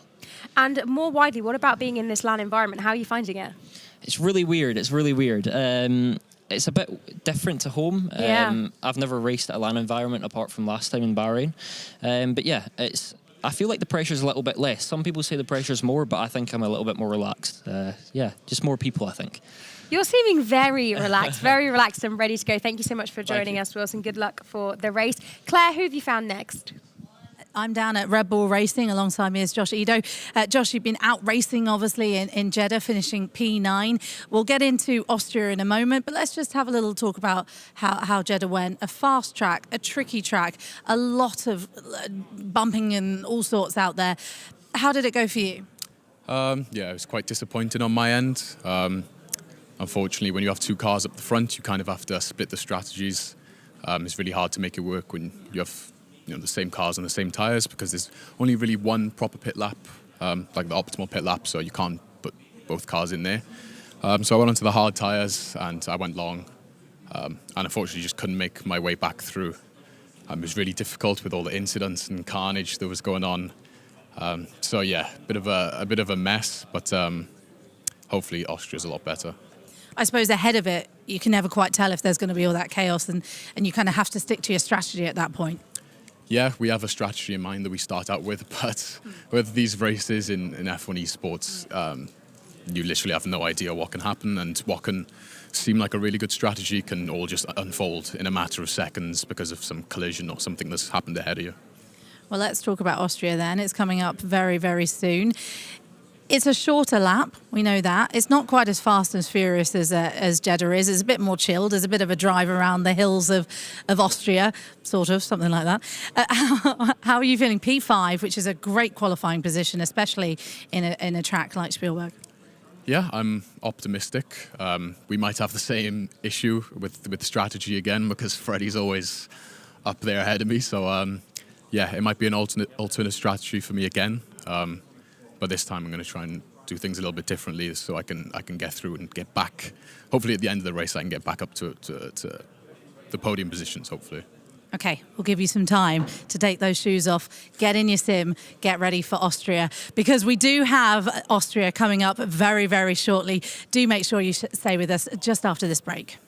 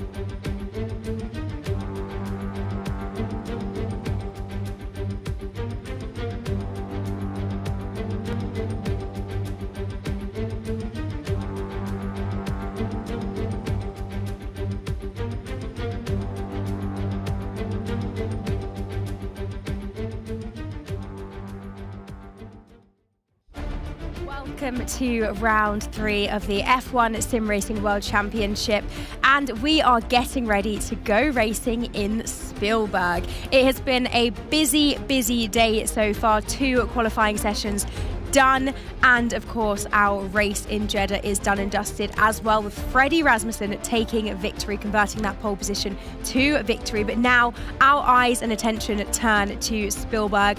All of our drivers practicing at the moment, very quiet, very calm in here at the moment. But when we've spoken to all of the drivers, they have said they are expecting chaos. And we cannot wait. I'm Mariana Bravo. I'll be hosting you along through this. And I'm joined by a fantastic team who you will meet very shortly. But for now, let's have a little look at how the standings are after round 2 in Jeddah. So we have Thomas Ronhaar leading the driver standings with 45 points.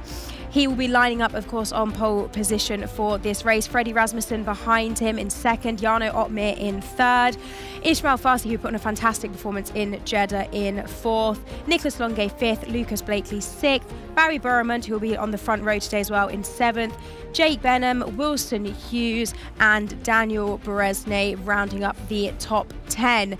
As we continue looking down, Jed Norgrove in P11 in the standings, Josh Alfie, Fabrizio, Tom and Patrick takes us up to 16, and then we have Ruben, Brendan Lee in 18th, Simon Weigand in 19th, 20th. We have Ulas, and we continue down to our final 4, who are of course desperate to get some points on the board. And if we turn our attention to the constructors' standings, Kick F1 leading the way with 45 points. They'll be hoping to extend that lead, as just behind them, only 2 points behind, is Mercedes, and only 2 points behind them are Oracle Red Bull Sim Racing. Very, very close at the top of the field there. Then Scuderia Ferrari, McLaren, Williams, AlphaTauri, Haas, Aston Martin, and then in 10th place with no points on the board, we have Alpine. But now I have relocated to find a special guest to talk to. I have Brett Koch with us from Williams. Brett, how are you doing? Hey, I'm doing great. Really happy with that recent performance from Ismail. But I will say, unlucky for Alvaro. A lot of chaos going in that midfield pack, so we got unlucky. I keep hearing the word chaos. That is the word that I think has been most used by drivers today. Just talk us through Jeddah a little bit. As you said, fantastic performance from Ismail. How encouraging is it to see a performance like that from him? I mean, I said it to George Morgan previously, like, he is a talent that is 100% very exciting. I think, you know, it's about harnessing that talent, sustaining it, and taking the performances like that as kind of a stepping stone. You know, that's not just the finishing article, you know, it's just the start of Ismail's story. And tell us a little bit more about Alvaro and what happened in his race. Going into the race, obviously starting from the midfield pack, we were trying to make positions, and when we got to the later stage of the second stint, the chaos ensued, and simply it was a contact between us and one of the other teams that led to us going straight into the wall, full wing damage. So wasn't ideal, but looking forward, we're not going to let it stop us. Absolutely, and all eyes forward now, because we're moving on to Spielberg and it's all to play for. Points up for grabs once again. How are you feeling for both your drivers and your starting positions for this one? I'm feeling really good. I think for us, you know, we're not starting in the ideal position. I mean, I think that's obvious, but you know, we're very determined. We've got a lot of resilience in this team, and we're happy to take on the challenge to move up the grid. And how optimistic are you feeling? Where are you sort of targeting? Oh, well, I won't sit on the fence. What I say is maybe getting both drivers in the top 10 is always ideal. If we can get further than that, then we'll take it. All to play for, and we've seen some mighty drives from Ismail in Jeddah there. Thank you so much for talking to us. Thank you. Good luck for the race. Good luck to both the drivers. Claire, who have you managed to find? Come down to Mercedes. John Watts alongside me. Engineer, obviously, here. Oh, it's been a bit of an up and down weekend for you guys. Let's go for the crunch point first, shall we? Qualifying, especially Jarno Opmeer, really struggling out there when we're so used to seeing him higher up in the standings. Yeah, I mean, it's a tricky one, you know. Both Jeddah, Austria, they're really difficult circuits to try to hook up sometimes. The margins for error are so tiny. Obviously, Jeddah, barriers very close. Austria is all about trying to stay within track limits. So pace is definitely still very strong, but getting it nailed actually on the lap when it counts is a very precise art, and just, yeah, unfortunately just not quite being there. But overall, we're still confident of pace. Yeah, as an engineer though, how do you kind of navigate that, especially with such a big character like Jarno? It's very much a case of practice makes perfect. You try to really kind of pick apart every small detail that you can, and then see how you can refine that process in future. So it's always an iterative thing of trying to see where you can go in future, optimize, and take what you learn from one circuit and then carry that on to the next. So Jarno is a bold character, but he's a class act professional, and he was frustrated with his mistakes in those sessions, but ready as ever to then kick things off in the race and try to move forward, just like we did in the first one today. So you say take things from Jeddah into Austria, two incredibly different circuits. What are you taking in there? I think, the positives from the first race, we still were able to move forward. Both cars gained 5 positions.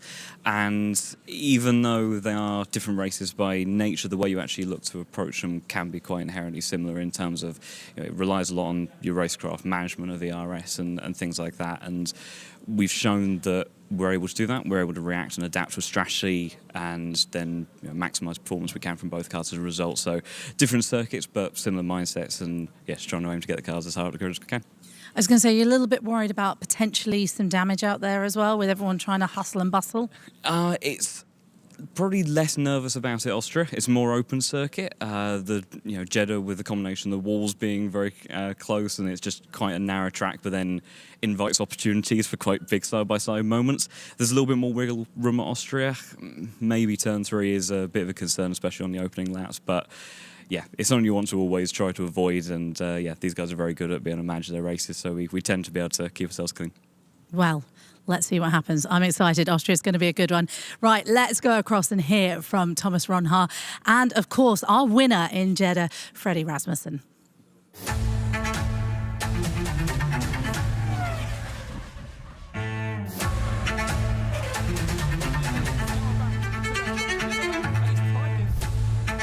Q1, I had a good lap in the first run, but I made a mistake in the last sector, so I had to go out again. Through the final corner, now down towards the line, and is he going to get himself into safety? No, he doesn't. Out in Q2. Yeah, it felt very good to take pole around Austria. It's an extra point, so it's always good to have. Many things can happen in the race. Gonna have to be very careful of what we're gonna do on track. Thomas Ronhaar, let's see where he finishes here. Will it be above Ulas? It certainly will be. A 102.8, leaving nothing to chance. Well, it's going to be chaos with the DRS. Everyone's going to be close. So Q2, I was through on the first one, which was really good. And then Q3 was a bit messy, made a mistake in turn 1, and that cost me pole position. Time world champion Brendan Lee. Can he topple his own teammate up at the front? We'll wait and see. He goes third fastest. Here comes Rasmussen. Can Red Bull go to the front? Oh, it's a blistering 102.761. It was a strategy, and we're going to make the right moves, make the right calls. Yeah, hopefully it's going to be a enjoyable one. For him, he'll be happy with that. Thomas Ronhaar, though, puts it on provisional pole position. Only one driver can topple him, Ulas. Just stay alive.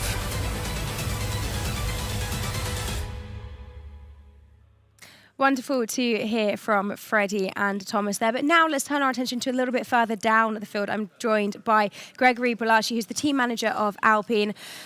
How are you feeling? How are you reflecting on the day so far?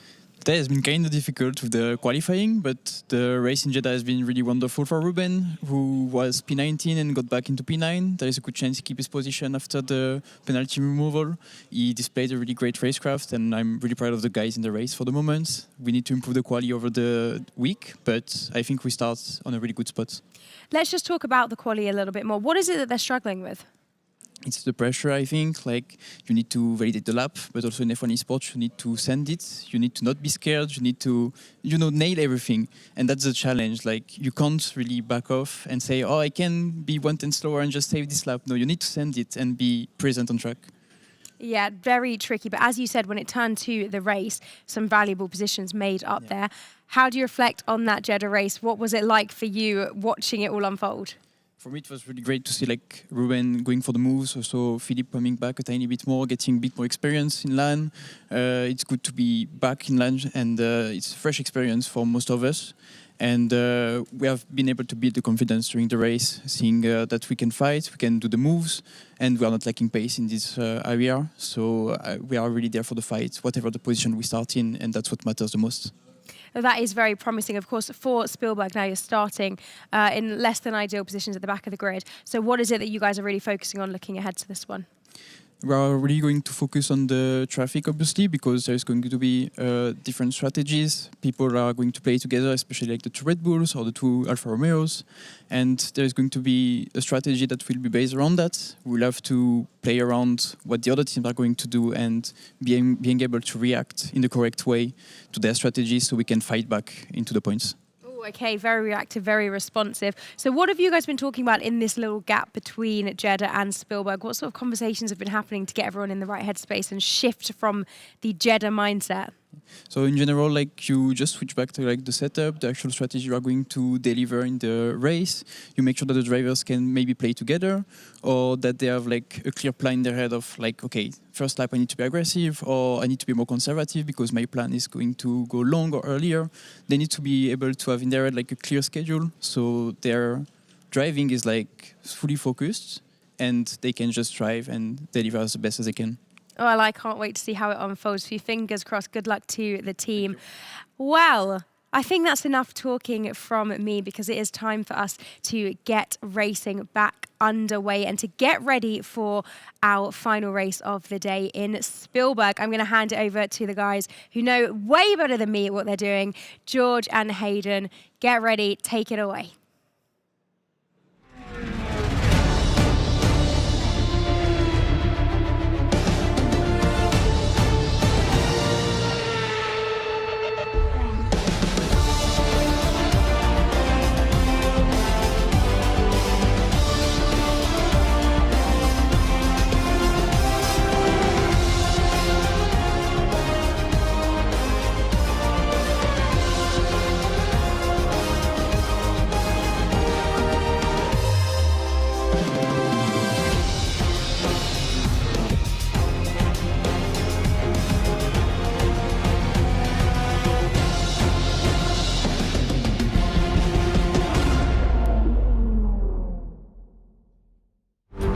Well, everybody, after an action-packed Jeddah Corniche circuit, after the Saudi Arabian Grand Prix here in the Formula One Sim Racing World Championship, we set sail for Spielberg, set in the heart of the Styrian Mountains for round 3 of this illustrious championship. We have already witnessed drama.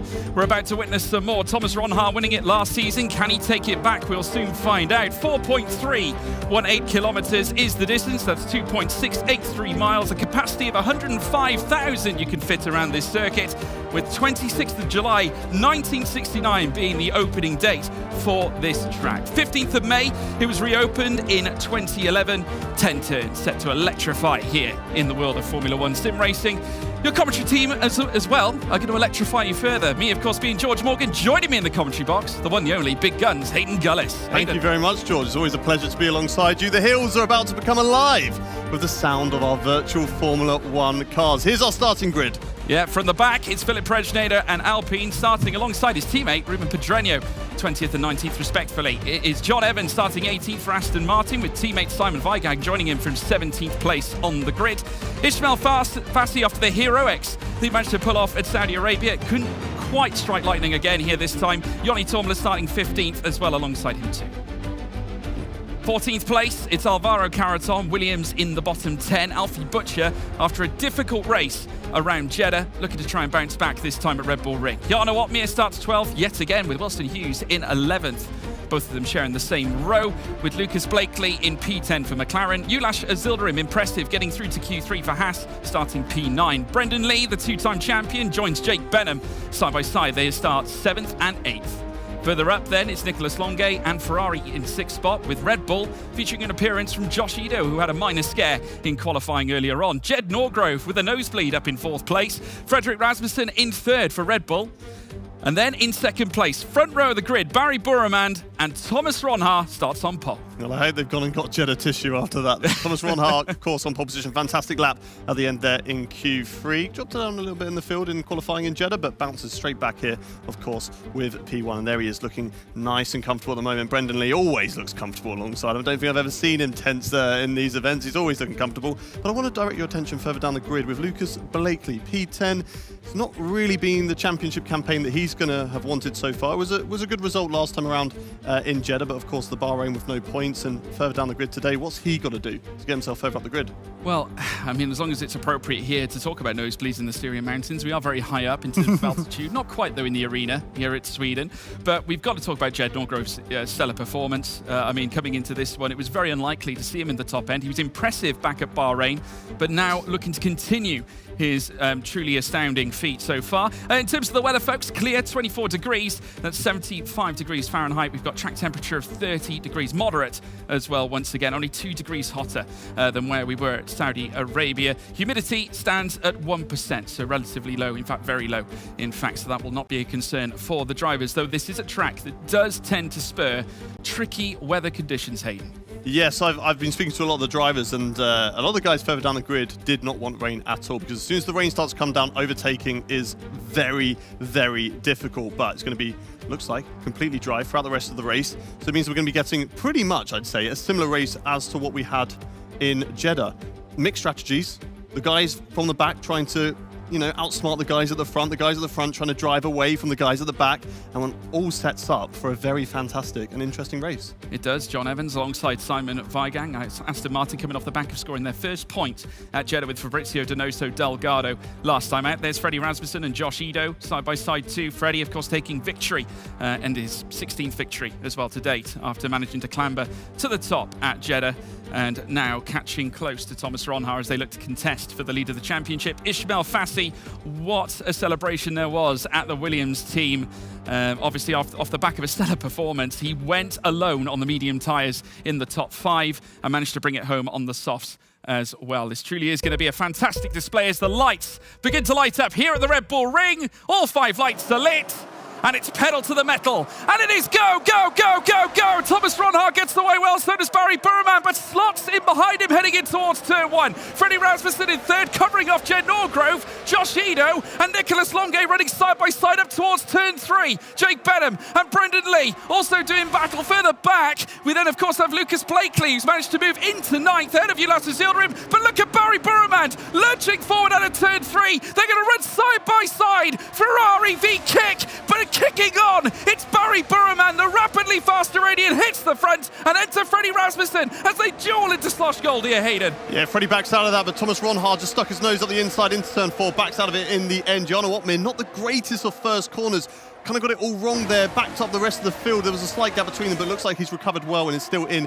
P12 for the time being. But up at the front, yeah, Barry Burremand, a great start from him, and Thomas Ronhaar losing that whole position. But slotting in now, they're going to get into this sort of train. They're going to have to be patient, try and figure out how to work together. Looking at the tyre strategy, we've got Barry Burremand, he's on the mediums. Thomas Ronhaar in second is on hard tyres. He's going to be going long into this race. Fredrik Rasmussen in third place on the mediums. One driver on soft tyres, Jarno Opmeer. Yeah, interesting strat there from the Flying Dutchman, going solo on the softs. Needs to make some places in the initial. It's imperative. But we'll have to wait and see whether it is a genius move. Now Thomas Ronhaar on the tail. He's going to open the door, heading up through towards turn 3. A little look, but not enough to make the move. I think content with staying in P2 at least for now. Just maintaining the order, maintaining their levels of performance. Obviously, it's a long race. They need to try and just pick their spots. Jarno Opmeer, though, he's picking his spot. Goes up to 11th place ahead of Alfie Butcher, and now is on the cusp of the top 10.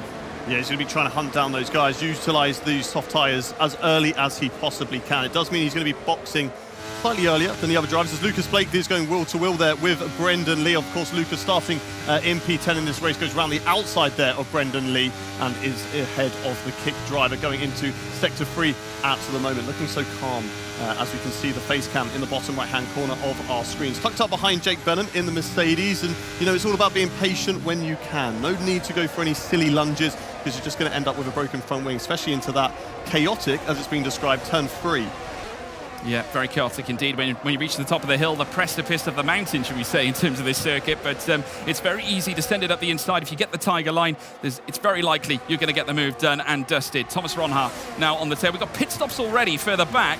Ruben Pedreño coming in, Simon Weigang, John Evans, as well as Joni Tormler decided to make stops. Jarno Opmeer not stopping, though. He is going straight on the hunt of one. Brendan Lee, two-time champions dueling it here around the Styrian Mountains, and Jarno fancies his chances into Slosh Gold. Will it be a golden move, though, here for Jarno Opmeer, who looks to go to the ultimate send down the inside? He's going to try and utilise the throttle, feather it slightly, straight through towards turn 5. He burst ahead of Lee. Brilliant stuff there from Jarno Opmeer, utilising these soft tyres, trying to get through the field as quickly as possible, put himself as close to the front as he can before he switches off these onto a harder compound of tyre. Looking at the back of the field, I did hear some moaning and groaning from around the studio where it sounded like there was some sort of issue between a lot of drivers out on track. And it looks like with those four of John Evans, Ruben Pedreño, I'm really tripping over that name today, Joni Tormler and Simon Weigang all coming in for a pit stop. And it's really going to hurt that Aston Martin team because they've had to double stack as well. Yeah, no surprises to see Jarno Opmeer now ushering in the fastest lap of the race now.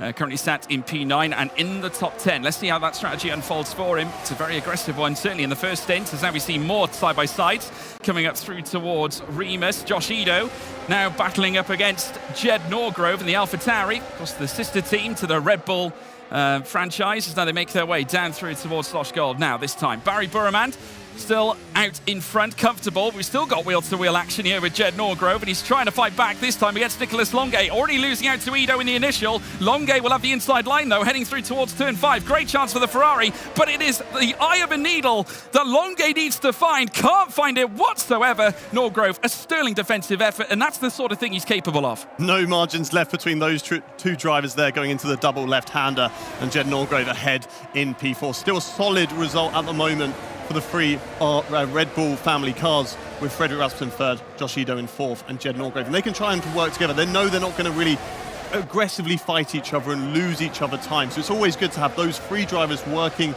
maybe not together at the moment because you're not slipstreaming and chopping and changing positions to try and move further up the field because you're in this train anyway. There's nobody to catch up to at the moment. And Thomas Ronhaar, and we can see it again, just like we saw in Jeddah, drivers moving out of the slipstream. And that's not necessarily just to go for a massive lunge down into turn 3 or into the other hairpins around this circuit, but it's to cool down the engine because look how close they are. You're not really getting any air intake into these cars, and those engines are going to be getting really, really hot at the moment. Yeah, they certainly are. The Red Bull family, switch there from Williams. Interesting. So Ishmael Fasti being allowed through by Alvaro Carreton. Team orders already on display here in lap 5 of 36. So whether that is a conceited plan that we'll see later on. John Evans has managed to lurch ahead of Ruben Pedreño further back. Of course, those drivers are 22 seconds disjointed off the back of the field. We look ahead, though, to the front. Thomas Ronhaar still just watching every move that Barry makes. Doesn't want to jump too early. Of course, that's where mistakes are made. Ishmael Fasti now making places now once again, just like he did back at Jeddah.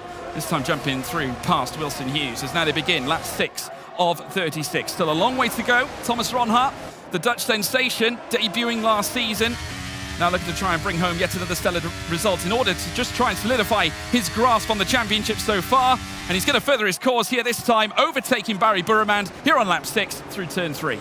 Yeah, just thought, do you know what? I fancy a bit of time of being the leader, so Thomas Ronhaar now takes the lead of this Austrian Grand Prix, overtakes Barry Burremand there. I did notice, I wasn't sure at first whether I thought maybe Freddie was running a little bit higher wings, he was struggling a bit on the straights compared to Ronhaar, but clearly just burning the battery to make sure he fully completed that move, and Barry would have seen that, turned off the battery, made sure he's not using any at all, and just allowed Thomas Ronhaar to get ahead, because again, there's no need to fight, because it just allows you to open the door for another driver to step in, like we saw with Fassi in that battle earlier on in Jeddah. So they don't want to be doing that at the moment, but Thomas Ronhaar, very solid performance, especially on the hard tyres as well. So these tyres are working very well for him at the moment. I don't think we're at that crossover phase just yet where the hards are going to be working better than the medium tyres. Jarno Opmeer, though, not really making too many inroads at the moment either. He's in P10. He has moved off a few positions from where he started, but maybe those soft tyres haven't quite got the advantage anymore. Yeah, fantastic. Well, certainly a fascinating battle further down. If you consider Jarno Opmeer being on the softs, you've got Brendan Lee on the hards, you've got Blake Lee on the mediums, 3 different strategies, 3 different world champions all together here on track. Not anymore, though. Battling over. No, Ulas Yildirim breaking the trend, moving up into 10th place on the hards as well. You do have to wonder whether Opmeer has used the best of those tyres as Butcher now goes past 2. So some very interesting scenes down in that battle in the top of the bottom 10 as we now take a look at a replay from the race start. Yes, here we go, watching on board with the race start, watching with Jarno Opmeer at the back. He had the inside line into the first corner, had a little lunge up the inside, but then, just got over that yellow sausage curb, which really halted his course through that corner and just then backed up the rest of the drivers behind them. But luckily, it was only the first lap, so there's not too much time lost there. Maybe a couple of positions. Had the inside line, though, to kind of defend that with Wilson Hughes. Nice move, though, around the outside there from the Haas driver. Just really swooped through there. No contact between any drivers. Everyone really well behaved. And I'd really love to know what did happen when they weren't well behaved at the back of the grid, because, of course, a lot of them quite a bit off the pace. We've also got, who's that at the back as well? Prejneda, who is 4 seconds off the back, sadly. Not the day Alpine would have wanted. But the best thing about having 6 races amongst these 3 days is they can go again tomorrow and try to put themselves back up at the front of the field. Yeah, and a very well represented Red Bull sim racing outfit. They've got 3 drivers up there that are part of that family. If you factor in AlphaTauri as well, with Fredrik Rasmussen, Ido and Norgrove all in contention. Only Joni Tormela currently stands in 19th place right now. So representing at their own home circuit very well indeed. But still at this stage, now as we have more battling further back, Wilson Hughes currently under pressure as Jarno Opmeer sweeps on through. So he's still managing to maintain some kind of pace, though I would say it's probably more Wilson Hughes, the aggressor, over Jarno Opmeer. Yeah, it's an interesting strategy that I'm seeing currently with Jarno Opmeer, because it's not worked to his favour. He's now falling down the field, and it'd be interesting to know when he decides to, bite the bullet and go into the pit lane. It's not going to be this lap. He continues on, and he's going to be probably slipping behind Wilson Hughes and then Alvaro Caraton to the back of this train. But yeah, Jarno Opmeer is going to be interesting to see what happens over the rest, and maybe, who knows, I'm looking at the strategy and thinking, yeah, he's maybe not made the right call here, but we will see later on. Yeah, certainly will. Replay as well. Once again, this is the battle that Wilson Hughes was involved in. Tried to challenge Jarno Opmeer heading through Slosh Gold. Jarno was resilient, however. Held it around the outside, kept it pinned very close to contact as well. I think they might have made minor contact heading out of turn 4 and towards turn 5, but Jarno doing enough to maintain the pace, maintain the levels, but I can't help but feel the strategy's going against him here, Hayden. Yeah, certainly. So dropping through the field at the moment, P13, Wilson Hughes, though, is stuck behind him. He's going to want to get past as soon as possible to make sure that he doesn't run that risk of losing the train. But Jarno is keeping up with the pack okay. I think it's just, those tyres are kind of starting to drop off, which, maybe we're looking at potentially sneaking into a 2-stopper, or is it just going to be a case of running those hards and mediums up until that 75% tyre wear? Obviously, any further than that, and you're running the risk of the puncture. So you don't want to be going that far, but potentially just going as far as you possibly can. And maybe, who knows, Jarno Opmeer, he loves to do something different, doesn't he? And maybe he will go for a 2-stopper. And maybe somehow he'll end up in that top 10. But we'll just have to wait and see what he pulls out of the bag. Yeah, certainly is a mystery right now. We've just proceeded beyond a quarter of this race so far. Lap 10 now of 36 as we ride on board here with Freddie Rasmussen. We're just seeing Josh Ido just waiting in behind. Obviously not content or not necessarily chasing for an overtake on his teammate Freddie. Further back, Jed Norgrove as well, just settling in behind Ido. As we see Barry Burman breaking out of the aero, coming down in towards Slosh Gold at turn 4. Still Ronhaar nursing along that lead. Now, these hard tyres are decent race tyres, Hayden, and certainly providing Ronhaar with a decent foundation here. The longer this carries on, the better it is for him. Well, he's bettering himself at the front of the field because, we saw it with Fassi in Jeddah. He had those harder tyres, he had the mediums when everyone was on the soft, so he had the harder compound compared to those soft tyres. And he just fell through a couple of places. But Ronhaar is leading from the front. He was on pole position, he's leading from the front, he's on those hard tyres, and he's doing exactly what he needs to do. And then he needs to try to work with Jed Norgrove later on in this race when those medium tyres decide to come into the box. The one thing that I would say that would go against that is Jed is part of the Red Bull family, and there's 2 Red Bulls hunting him down on medium. So it'll be very interesting to see how that plays out later on in this race as they wind their way up in towards turn 3, and everybody just doing what we've been seeing, going in kind of formation, just getting out that slipstream. We have a little look there with that McLaren on the inside, or was that the kick on the outside? There was a car on the outside that dived quite a lot around the outside, but it doesn't look like anybody got caught up with any issues, fortunately for them there. Yeah, it looked like Brendan Lee was trying to challenge Jake Benham, I think around the outside, heading through Remus Curve as we take a look at Nicolas Longuet coming out of turn 4 at Slosh Gold. Ferrari currently sitting pretty, 2nd and 6th, big points still on the table for the Scuderia. They had a tough time at Jeddah, didn't quite work out. Obviously, Barry scooping up some reasonable, well, he pulled together a reasonable effort, just did not quite pan out. Damage, unfortunately, to the front wing ailed him, but they'll be looking to try and bounce back here, this time at Austria, as we now see them deep dive through Rint Corner, and now through the final bend at turn 10, the Red Bull Mobile curve. Down the inside, Ismail Fassi, yet another attractive overtake from the artist here. Jumps ahead of Ulash Azildarim, who now sits in 12th. Alvaro Caraton making it a double Williams overtake as he burst past Wilson Hughes for 14th. We've got the amazing Claire Costing that you've seen earlier in the broadcast. She's wandering around the studio at the moment, getting some amazing information for us, and is telling us that, yeah, Jana Wotmer's tyres are definitely past that 25% barrier at the moment. As there's Barry Borman making an overtake there on Thomas Ronhaar, taking back the lead of the race. The medium tyres still working well, but these two just working well together. There's no need to sort of make an aggressive overtake at this stage of the race. They're working well. If Barry feels like he's saved up enough battery, now I can be the leader and I can pull everyone along. This is a replay of what happened earlier on. Yeah, as we take a look at the cars making their way through the final sector, of course, Freddie Rasmussen and Josh Ido in tandem. Jed Norgrove set in behind as well. We've got Nicholas Longue as well featured as part of this as we now cut away back to the live action. Thomas Ronhaar losing out to the lead now with Barry Buraman taking it through turn 3 on lap 12 of 36, and it's now down to Thomas Ronhaar to try and maintain the pace. Into the pits though comes Josh Ido, an early call there for the Red Bull as he now looks to pit off his medium tyres, so the first man to move will be him. Yeah, trying something different here compared to the rest of the field, and looks like it come out in a perfect gap behind Presneda, but then ahead of that gaggle of cars that got caught up in instance earlier on. Jarno Opmeer though, still not into the box on soft tyres, and we've got, you know, Josh Ido, who's on mediums, who's decided to come into the pit stop. So it's really interesting to see what Jarno Opmeer is doing here. Maybe, you know, because everyone is past that 25%, that the soft tyres are actually working on a similar playing field as the rest of the tyres, or potentially even better, because all the tyres, they drop off massively and then they just plateau.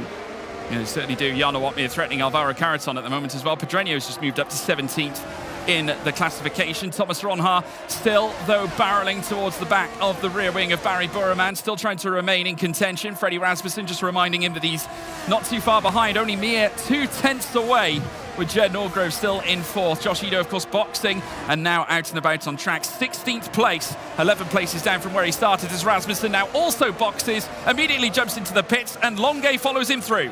Yeah, it's action time. Jarno Opmeer deciding to bail out of those soft tyres now and get a fresh set of rubber on. I'm not really too sure it has been the right call because he's pitching on the same time. So we've got a replay here. This is on board with Fassi around the outside into the second to last corner. Switches it back there on Ulis. Great move on the inside and just squeezes off the Haas driver there as they go through the last corner. Great move there, but I don't know, maybe it's going to be something that's going to be looked into as Lucas Blakely has left the session. So I'm not too sure what's gone on there. I'm sure Claire will be running around to find out, but let's focus our attention to the front of the field as Thomas Ronhaar and Barry Borman still yet to pit, and it'll be interesting to see what happens with Frederick Rasmussen, who's gone for that earlier strategy.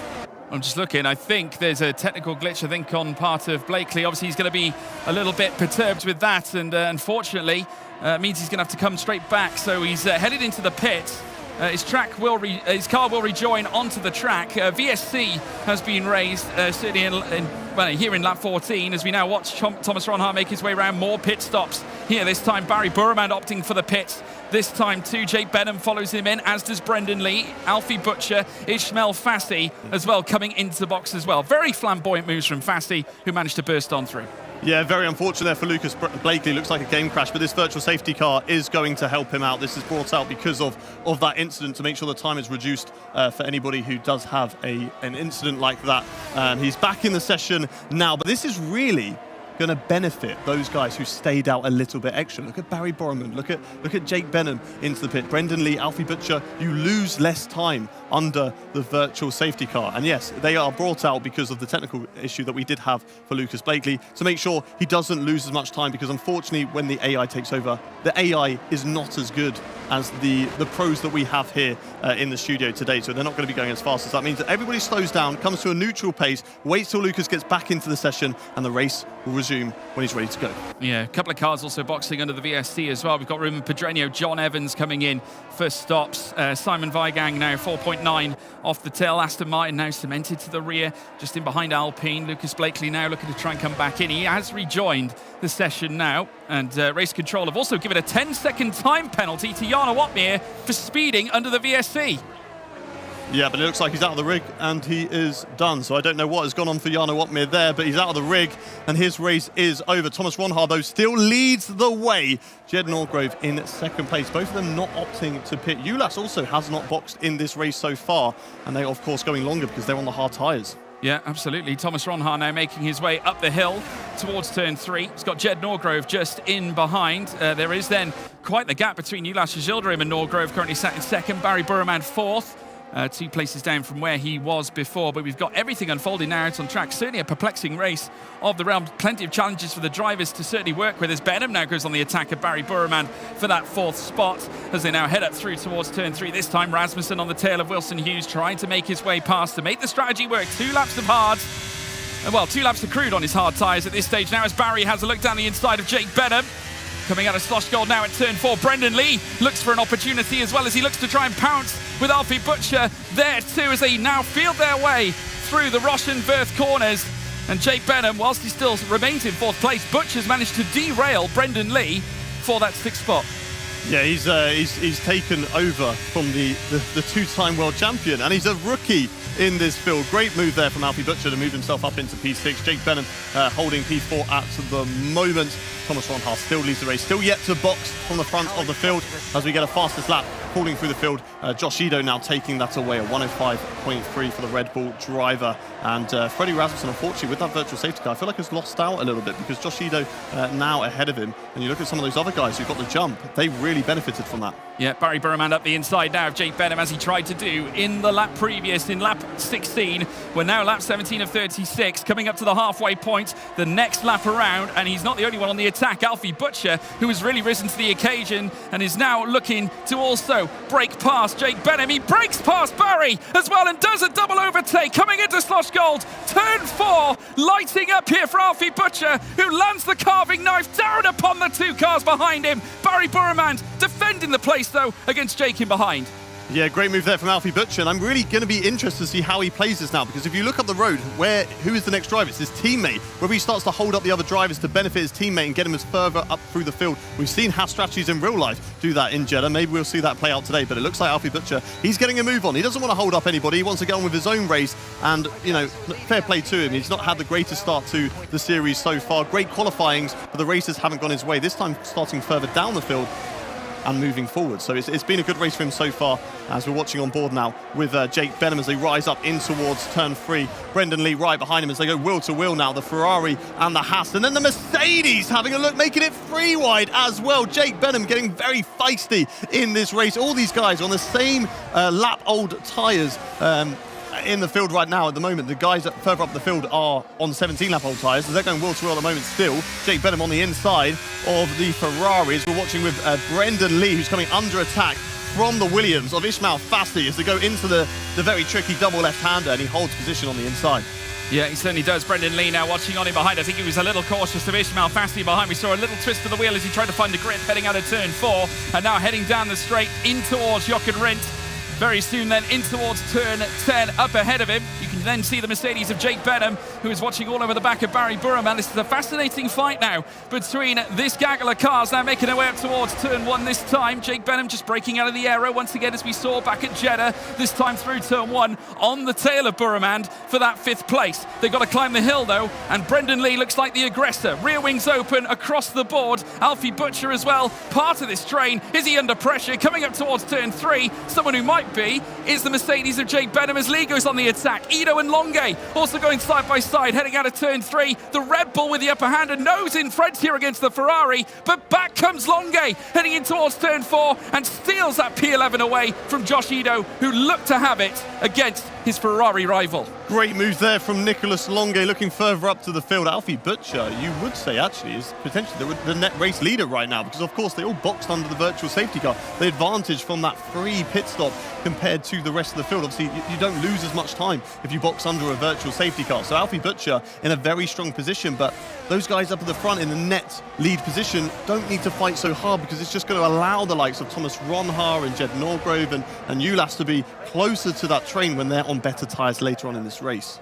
Yeah, Thomas Ronhaar now rising up through turn 1 this time. Lap 20 of 36 begins. 16 laps to go here in this Austrian Grand Prix race in the F1 Sim Racing World Championship. We have got a trio, should we say a quartet, maybe 5 cars now making their way up through towards turn 3. All of them just as aggressive as each other, all looking for promotions through this timing tower, through this leaderboard, with big points in the offing. We've seen Red Bull and certainly Mercedes at their brilliant best historically. Jake Benham rising to the occasion here in Event 2 with a great chance of bringing home more points to their outfits. Haas as well, with Alfie Butcher and Ulas Yildirim strategizing their way further forward. Of course, don't forget, they have got 19 laps amassed on their tyres in the front 3. One thing I said earlier was Alfie Butcher holding up the rest of the field to benefit his teammates' race. Now, if Ulas comes into the box here, it ruins this theory completely, but they are catching up to the second Haas driver of Ulas, and he's staying out. He has not boxed like the rest of the other drivers ahead of him. He's still carrying on. So what if he is potentially waiting for Alfie Butcher to overtake him? Once he's got past, then he holds up the rest of the field to break that 1 second gap. Alfie Butcher runs away, takes the race win. Yeah, absolutely. Seems like a very well thought out plan there, Hayden. It's almost like you thought of it and told them to do it. Well, you know, they've done it. They're doing it. They've switched positions. Incredible stuff. Certainly Alfie Butcher out in front here. Ulas Yildirim just in behind. Of course, Butcher now ahead of Yildirim. So your theory is correct. And now Yildirim has got to try and back the field up, if that is indeed the plan here, Hayden.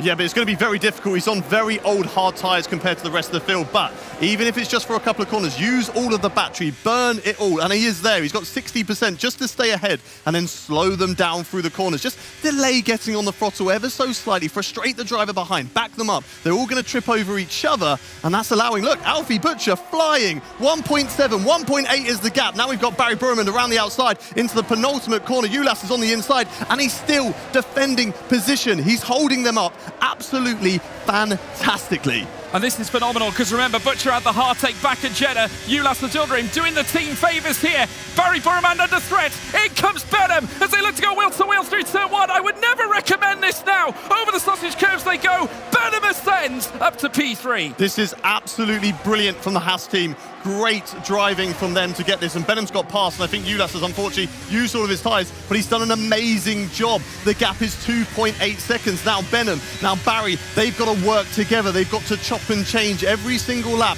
to try and get themselves back into that slipstream of Alfie Butcher, but right now he's running away. One thing I do want to note though is he's on the medium tyres. They're on the hards. At the end of the race, they're going to have the better tyres, so it looks like they could potentially catch him up later on. Yeah, it certainly wasn't an ideal run in qualifying here for Alfie Butcher. It looked more likely he was going to score the big points back at Jeddah, but you never know. The tail might have twisted here as we make our way through Styria. Alfie Butcher leads the race on medium tyres ahead of Jake Benham in behind, but the question is, how far will they go? Nicholas Longue in 7th, dives down the inside of Ulas Yildirim, who's doing his best, but now decides to box. As you would expect, those hard tyres probably feel a little worse for wear.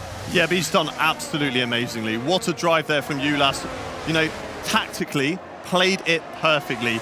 Saved the battery, utilised it when he needed to on the straights to hold up those guys behind, a little bit slower through the corners, which is naturally going to happen anyway with those older hard tyres, and then able to run away as we get a replay of what happened earlier on. Yeah, we certainly do, and a major moment as Barry Burman fought against Ulas Yildirim, who was relentlessly trying to hold back the Ferrari tirade that came up against him through Rindt Corner and did brilliantly. The gap amassing beyond 2.5 seconds and doing his teammate the favours, he did it brilliantly. That's exactly what teammates are for. And just look at this, Benham up the inside, or should I say the outside, which will become the inside then on the exit of turn 1 and then up the hill, very nearly losing out altogether. I mean, too wide going through turn 1. I wouldn't recommend it, I have to be honest. No, and I've got to say fair play to Jake Benham. That was an amazing overtake around the outside, and then to get Ulas in towards turn 3. Great driving there for the Mercedes driver, as they only have one driver left in this race. Jarno Opmeer, he's unfortunately left the race because of frustration over that virtual safety car speeding penalty, and be interested to see if we can find him later on for an interview to get his thoughts exactly on what's happened. But let's focus our attention back to the racing. Lap 24 out of 36. We've still got 12 laps left to go in this race, and Fassi there is just on the back of Brendan Lee at the moment. Yeah, nice mixture of old champions and young upcoming drivers as now Barry ascends against Jake Benham. Do not count out Brendan Lee, however, who's also in the fight. Ismail Fassi, who was sensational in grabbing a late P3 at the very death of the well, certainly the race to Jeddah that we had, the Saudi Arabian Grand Prix, is now run side by side, very nearly getting onto the gravel, the Williams. And still now, they run side by side. Brendan Lee trying to force a 3-wide situation through turn 5 this time. Back comes Fassi, the artist on it again, this time trying to take down a 2-time world champion. He's going to hang around the outside. Fassi now up to P4. And could there be another podium on the cards? Very well, potentially. But somebody who's going to be rubbing their hands at this battle right now is Alfie Butcher. It's just allowing him to run away. That gap was falling down ever so slightly. It got about to 2.5. But now it's got back up to 3.1. The gap's extended. The more that these guys battle, the less they're going to be in a fight for the race win. I don't know whether they just decided, okay, fair enough, the race winner's gone now. There's no way we're catching up to Alfie, or we'll get him later on when his medium tyres start to drop off drastically. But yeah, this is a great battle. Fantastic moves there as we've got the kick of Brendan Lee on the inside there. But no, instead it's Fassi going around the outside of Barry Burman. Now he's going to be burning the battery. 50% left there for Fassi on the outside. He doesn't have the slipstream. He doesn't have the toe for the Mercedes ahead. He's got a clean air. He's going to go right around the outside of Jake Benham. Wow! Fassi around the outside, clean, perfected that. That is unbelievable. That is sensational. Ismail Fassi, remember the name, folks. P2 now here at the timing tower. Lap 25 and 36, 11 to go. And Fassi set to wow spectators, team members alike at Williams as well, as they bid for more points and what could be another podium here in this championship. But Ulas Yildirim has done a stellar job. Alfie Butcher now ascends 4 seconds clear in second place, which could lead to what could be redemption after a difficult race at Jeddah. And it's exactly what we saw in the previous race with Freddie Rasmussen running away in that one. The guys behind just too busy squabbling for second place and allowed him to run into the distance. Have we seen that happen again? But it's not over yet. I keep on saying he's on medium tyres. They are on hards. They could drop off at any point and he could start to fall back as they're now starting to play the smart game. Jake Benham and Fassi just switching position there, not going wheel to wheel through the corner as the kick of Brendan Lee just exploring the outside of the Austrian circuit there. Yeah, and don't factor out Freddie Rasmussen, who's just moved up to P5. Jed Norgrove now above Josh Edo, moving up into P10. Norgrove has really impressed me as well, it has to be said, here in Event 2. There is Brendan Lee, who's now under pressure as enter the Red Bull of Freddie Rasmussen, who's going to hang around the outside, heading through Rauschenwerth curve. That's brave. He ascends, very nearly touches the gravel, just grazes it slightly, but moves up to P5 now. And the Red Bull giving him wings here as he looks to try and drive after Barry Burman for a rise up the table. Next up, another Ferrari to come, and it's Barry Burman this time, but Fassi still haunting that rear wing on Jake Benham's car. Wow, Freddie Rasmussen's just kind of come out of nowhere. So we've got the kick of Thomas Ronhaar, Nicholas Longe going wheel to wheel.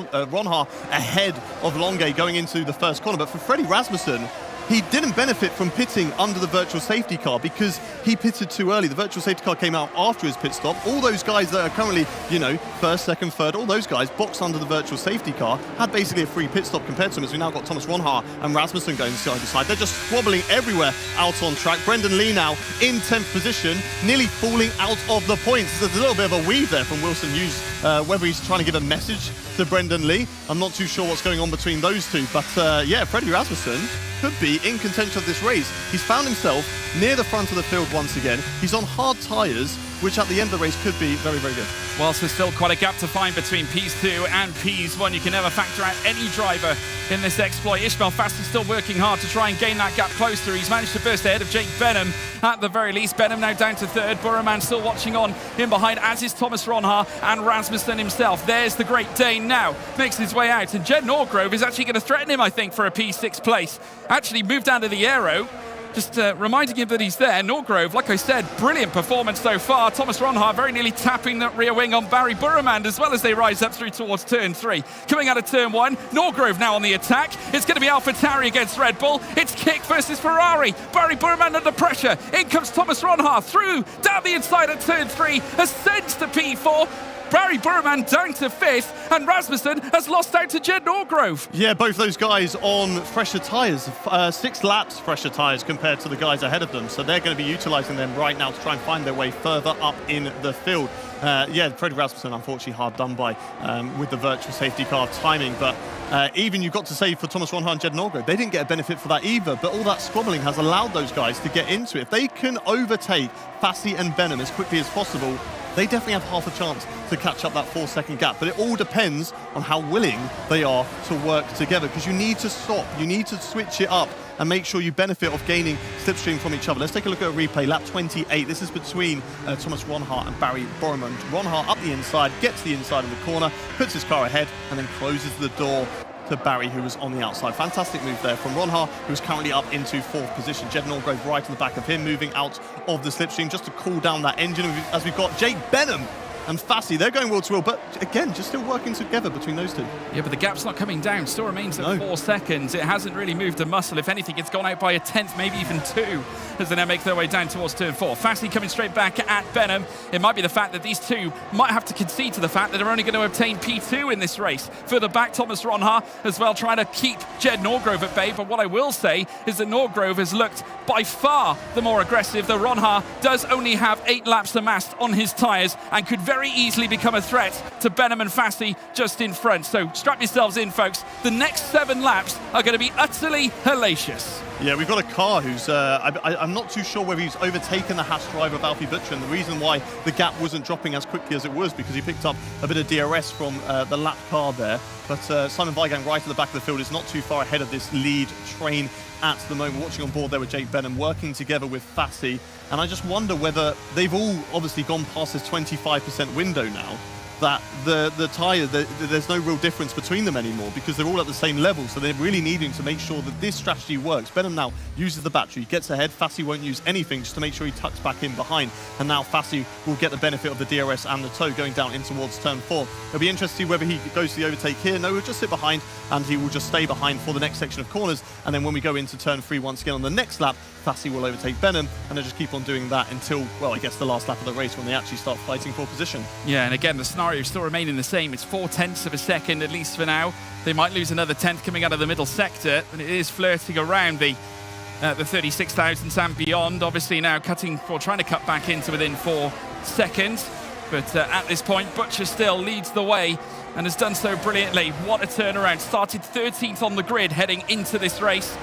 Had a better chance of doing the wonders back at Jeddah. It's now looking like it could be Austria this time around as he now makes his way out on another lap with Jake Benham still occupying that second place. Fassi now locked in behind, still intent on what could be a stellar P2, and off the back of achieving a P3 back at the Saudi Arabian Grand Prix, he could now usher in his best podium finish to date, surpassing that P3 he managed to score earlier on tonight, and usher in yet another stellar points grab here for the Williams team as they now make their way out of turn 4, well, in towards turn 4 out of turn 3.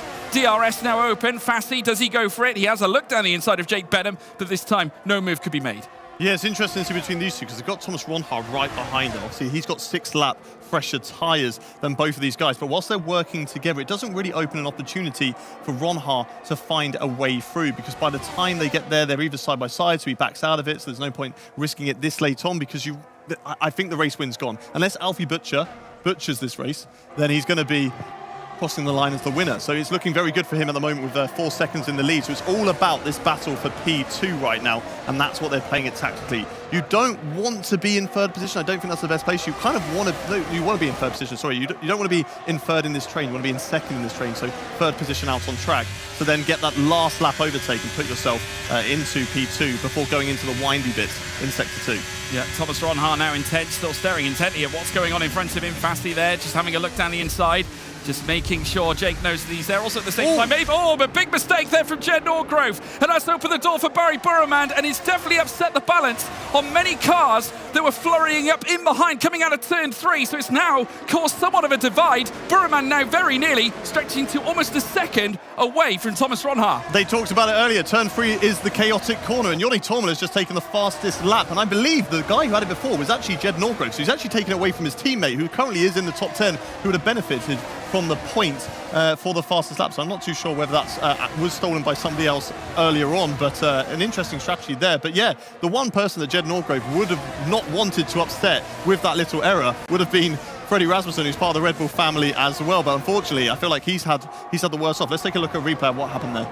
Yeah, as we now watch them make their way up through towards turn 3. Now, we did speak about oversteer, but actually it was a tap in the rear, courtesy of Barry Burrowman, by the looks of it, who then moved on up into P5, and Jed Norgrove ending up moving down to P6. So a bit of a moment. I'm sure the stewards might take a look at that post-race, I'm sure. But yeah, like you said, Freddie Rasmussen, unfortunately, also being hindered in that moment. Yeah, Barry Broman, he couldn't send it, so he decided to rear-end it, and he pushed him round, and he overtook him by driving through him. So I'm sure the stewards are definitely going to be looking at that one, and there might be some sort of penalty dished out later on in the evening. But Barry Broman for now, P5, he's going to try and put himself as far up the field as possible. That gap's closed down after it kind of broke away a little bit after they got tangled up, but now they're back in the train. It's business as usual. There's 3 laps and a half left to go, and I think this is where they're really going to start to go for it. Okay, now we're no longer working together. There's no friendship here anymore. It's the fight for P2. It certainly is, and we could be on the cusp of making history because Alfie Butcher still leads the way. We're on lap 34 of 36. We're heading up through towards turn 1, and he's got a 4.2 second advantage, has our F1 Esports Challengers champion on PC, and could yet rein in his very first race win in vastly unlikely circumstances. Ismail Fassi, who has also been stellar, is going to look for perhaps a P2 here, heading up through towards turn 3. He's going to challenge Jake Benham, but who else is going to challenge but Thomas Ronhaar, round 1 winner, now looking to make it 3 wide as he now splits the difference between the 2 cars in behind him. Back comes Fassi, who will have the inside, heading through towards Lost Gold. A golden effort, a golden manoeuvre by Ismail Fassi, who dives it through, but Ronhaar is coming straight back. Ronhaar, interestingly, didn't have the DRS down that straight then, but he's back in front of Fassi and back into P2 now as Benham and Fassi go wheel to wheel, and all that's going to allow is Thomas Ronhaar to get a little bit of a gap, but they slot back into single file before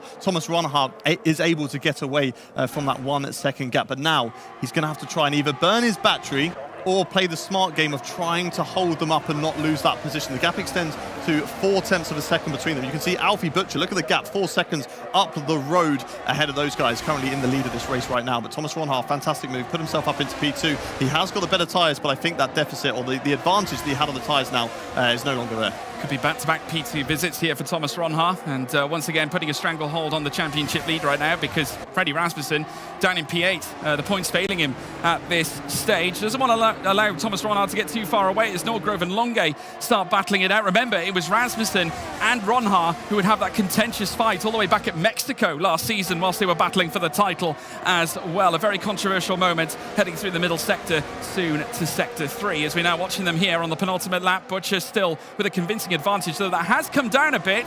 3.7 seconds now separating Ronhaar and Butcher, so maybe Ronhaar starting to turn up the heat a little bit given the fact that he does have 6-lap fresher medium tyres on his car. Yes, certainly Ronhaar leading this train at the moment. We're not done yet. 1 full lap left to go. Alfie Butcher will lead us round the final lap of this race with Thomas Ronhaar in second. It's all about that fight for P2. George, I'm going to let you take it away on this incredible battle that I'm sure we're going to have on the final lap. Yeah, final lap now is underway, and Alfie Butcher with the advantage. Fassi, though, is the one to watch as he opens up the DRS. He's going to look to lay down the hammer upon Thomas Ronhaar, the man who contested for the championship last season against a young rival upstart here that has already come off the back of successfully gaining a P3. He can't quite find P2 at this point, but he will have DRS ready for turn 4. Right in the slipstream with the kick-up car. And just look at this, yes, there's rain on the circuit, and look at Fassi being thrown to the outside, and Thomas Ronhaar defended to the in, but Fassi loves the switchback. He tries to find his way through, trying to find the grip, Hayden. Incredible moment. This is insane. Rain right in the final moments. I noticed the gap dropping for Alfie Butcher. It's now down to 2.5, and I just thought maybe he was taking it easy, but there is rain out on track, which is going to unsettle the cars ever so slightly. Thomas Ronhaar still in that P2. Fassi has had to slot in for P3. Yeah, they're going to run wheel to wheel now, heading through towards Jochen Rindt. Surely he's not going to try it. He doesn't, but another switch back through the final corner. Incredible. Round 10 they go. Wheel to wheel, they make contact, but it's Alfie Butcher, the Challengers champion. A debut victory here for the young man. Incredible. What a performance. Bouncing back after the hardships at Jeddah. He's done it. An incredible victory. Well clear, but credit to Fassi, credit to Ronhaar. They gave it everything. Ronhaar home in P2. Fassi back-to-back P3s, a second podium of his career. What a drive, though, for Alfie Butcher. A fantastic performance. today. Great qualifying. Sadly, the race got away from him in Jeddah. And of course, he had that one in Bahrain as well. Was it going to happen again? He had a poor qualifying this time around, but at the top. And who else? I'm pretty sure Thomas Ronhaar, his first race win, came at Austria as well. So it's very similar between those two. Rookies coming in, very quick in qualifying, trying to find their experience earlier on, making a few mistakes, but up at the top in Austria. And a fantastic result there from Alfie Butcher. But yeah, fantastic performance there between Fassi and Ronhaar right at the end. And the rain just sprinkled in any more drama that we didn't really need to this race because it was crazy already, but I'm here for it. Yeah, incredible. I mean, obviously, we spoke about the weather being a little bit hostile from time to time. We do get a bit of a mixture where it comes to conditions, but understandably, the scenes at Haas right now are certainly unbelievable. Alfie Butcher, a young man who has entered the championship for the very first time this season. He's only 3 races in, and he has just managed to lay claim to his first F1 Sim Racing Championship, F1 Sim Racing Championship victory. What an occasion for him, and his dad gives him a big, big hug. Absolutely sensational. Yeah, it means a lot to those guys. We've been chatting to them a lot over the last 2 events, and you know his dad's been really involved in his son's performance, and he really sort of feels it through his son. He's kind of living that Formula One kind of dream between those guys, and they're having a fantastic time, and it is just so great to see. But yeah, a lot of drama in that race as well. There's going to be a lot that we're going to have to start talking about, because there was a virtual safety car. Lucas Blakely, a game crash for him, brought out the virtual safety car. Unfortunately there for Lucas, because you know he was having a good race up until that point. He was in contention in a fight for points, and then of course the game crash took him out of it. The virtual safety car neutralized the field, and then it kind of played out perfectly for those medium tires to box off of those and to get on a brand new set of tyres. And that's, of course, how Alfie Butcher managed to climb so far up the field. And then, of course, the virtual safety car ended. Jarno Opmeer got that penalty and, in frustration, just decided, OK, that's my race done. I'm out of here. Yeah, there you see the scenes. The father and son, Butcher, incredible. His dad is very proud of his son. He has done so well since moving across. And as I understand it, we do have Claire Cottingham with Jarno Opmeer. Well, Jarno, a really frustrating moment in the game there. Just talk us through what happened for you. Yeah, of course, the VSC got pulled out just after I made a pit stop, which ended my race, basically. I think so. Some other drivers had the exact same issue. I think Red Bull got screwed over pretty hard by the VSC. On one side, I'm kind of happy that it happened in a race where I wasn't up top, because that would have been even more frustrating. In some way, it's even an advantage to us, because I reckon otherwise it was Thomas and Freddie and the Red Bull guys, maybe the Ferrari guys fighting for a win. And now we kind of got an escape for that. But anyway, it is kind of unacceptable. VSC got pulled out for someone disconnecting, ruining an extra 5 people the race. I'm not sure who was in charge of this decision, but I think that person should never be allowed near any sports or esports events again. Clearly conversations that I know you'll be having afterwards. There is still an event going on for the rest of the weekend. Are you feeling confident that going in tomorrow? Yeah, to be fair, pace on Jeddah was great. Austria a little bit less, to be honest. And I think I screwed over the strategy a little bit anyway. Took a lot of risk because we expected the rain to come earlier, or at least I was hoping for that. So that's why I started on softs. Not gonna lie, I probably would have not had a big point score anyway. But yeah, it's still quite incredible. VSC got pulled out in an F1 Esports race. Well, have a sleep. We'll go again. Yes, thank you. Back to you guys. Wow. I do not know where to start with that one. I mean, a huge congratulations, of course, to Alfie Butcher taking a victory there. Absolutely incredible. So much to unpack. Just hearing from Jarno there, obviously very frustrated, some very strong words from him about that VSC. Before we get into it all, let's just run through the standings, the results rather, and see how that all played out. Guys, take the race result away. There we go then. Alfie Butcher gets his first race win in F1 Sim Racing. A fantastic performance from himself. The pace has been there all series so far, and he's finally been able to show it. Great performance from him there. Ronhaar not really had an easy ride of it. The virtual safety car wasn't a benefit to himself and managed to recover and get himself back into P2. And Fassi on the podium. 2 out of 2 podiums so far for Event 2. He's looking very strong and very consistent. Jake Benham again for the Mercedes, strong up there in P4. Missing out on the points again, Brendan Lee. World champion Lucas Blake, unfortunately, after that game disconnect, was never really going to get back involved in the race, sadly for him, P14. And then the guys down at the back of the field who all got caught up with each other. And then unfortunately there for Jana Watmir, not even classified. Yes, that is, well, there's just so much to talk about. Right, let's talk about fastest lap first of all. DHL fastest lap award going to Jed Norgrove there. Well done for that one. Very, very impressive. And I think now we are, I don't know if Claire is ready, is set up. I think she is. We're going to speak to our 3rd and 2nd place finishers. Claire, who have you got with you now? Alongside me, the artist, none other than Ismail Fassi. Wow, 16th again to another podium. You must be elated with that. Well, yeah, I'm super happy for myself. Another podium. But yeah, I'm a bit confused, to be honest. It never happened again, ever before. But yeah, what can I say? I thought we could... I was trying to work with Jake to close the gap with Alfie, but that medium didn't die. But yeah, I don't know what will happen. It was good for us though. I still made some good overtakes, so I'm happy with the work I was doing before that virtual. But yeah, I will have to take it, I guess. Just at the end, that rain started coming down. Did you start getting a bit panicky about that one because you were having a good old battle with Thomas Ronhaar? I knew it was going to start raining, but it was wet already in the same lap. So yeah, it was very tricky. We were losing the car. I tried to do a switchback in the penultimate corner, but yeah, I tried to respect him as much as possible. I didn't push him to the wall, and yeah, I was still P3. So yeah, happy for myself. Wasn't lucky though for Albert, but lucky for myself. I think at one point as well there was an incredible move on Jake Benham as well. Can you just talk us through that? Do you remember that move?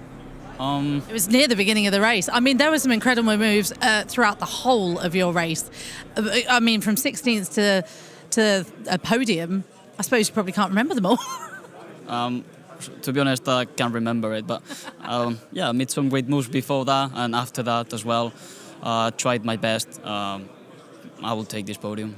Watch it back. There were some great moves. Congratulations. We'll speak to you tomorrow, I'm sure. Let's head over here to Kick F1 because we have Thomas Ronhaar. I seem to be speaking to you quite a lot. That's a good thing for you, I'm sure.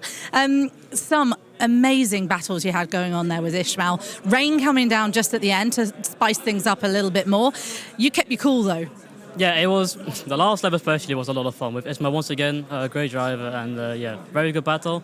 Of course, the virtual safety car kind of ruined my race in the first place because we wasn't sure if we want to pit. Then I got a call last second that I had to pit, but I was already on the last race. So yeah, that happened. So I lost about 5-ish seconds. So I had to go long and hope for the best and hope for chaos, which happened.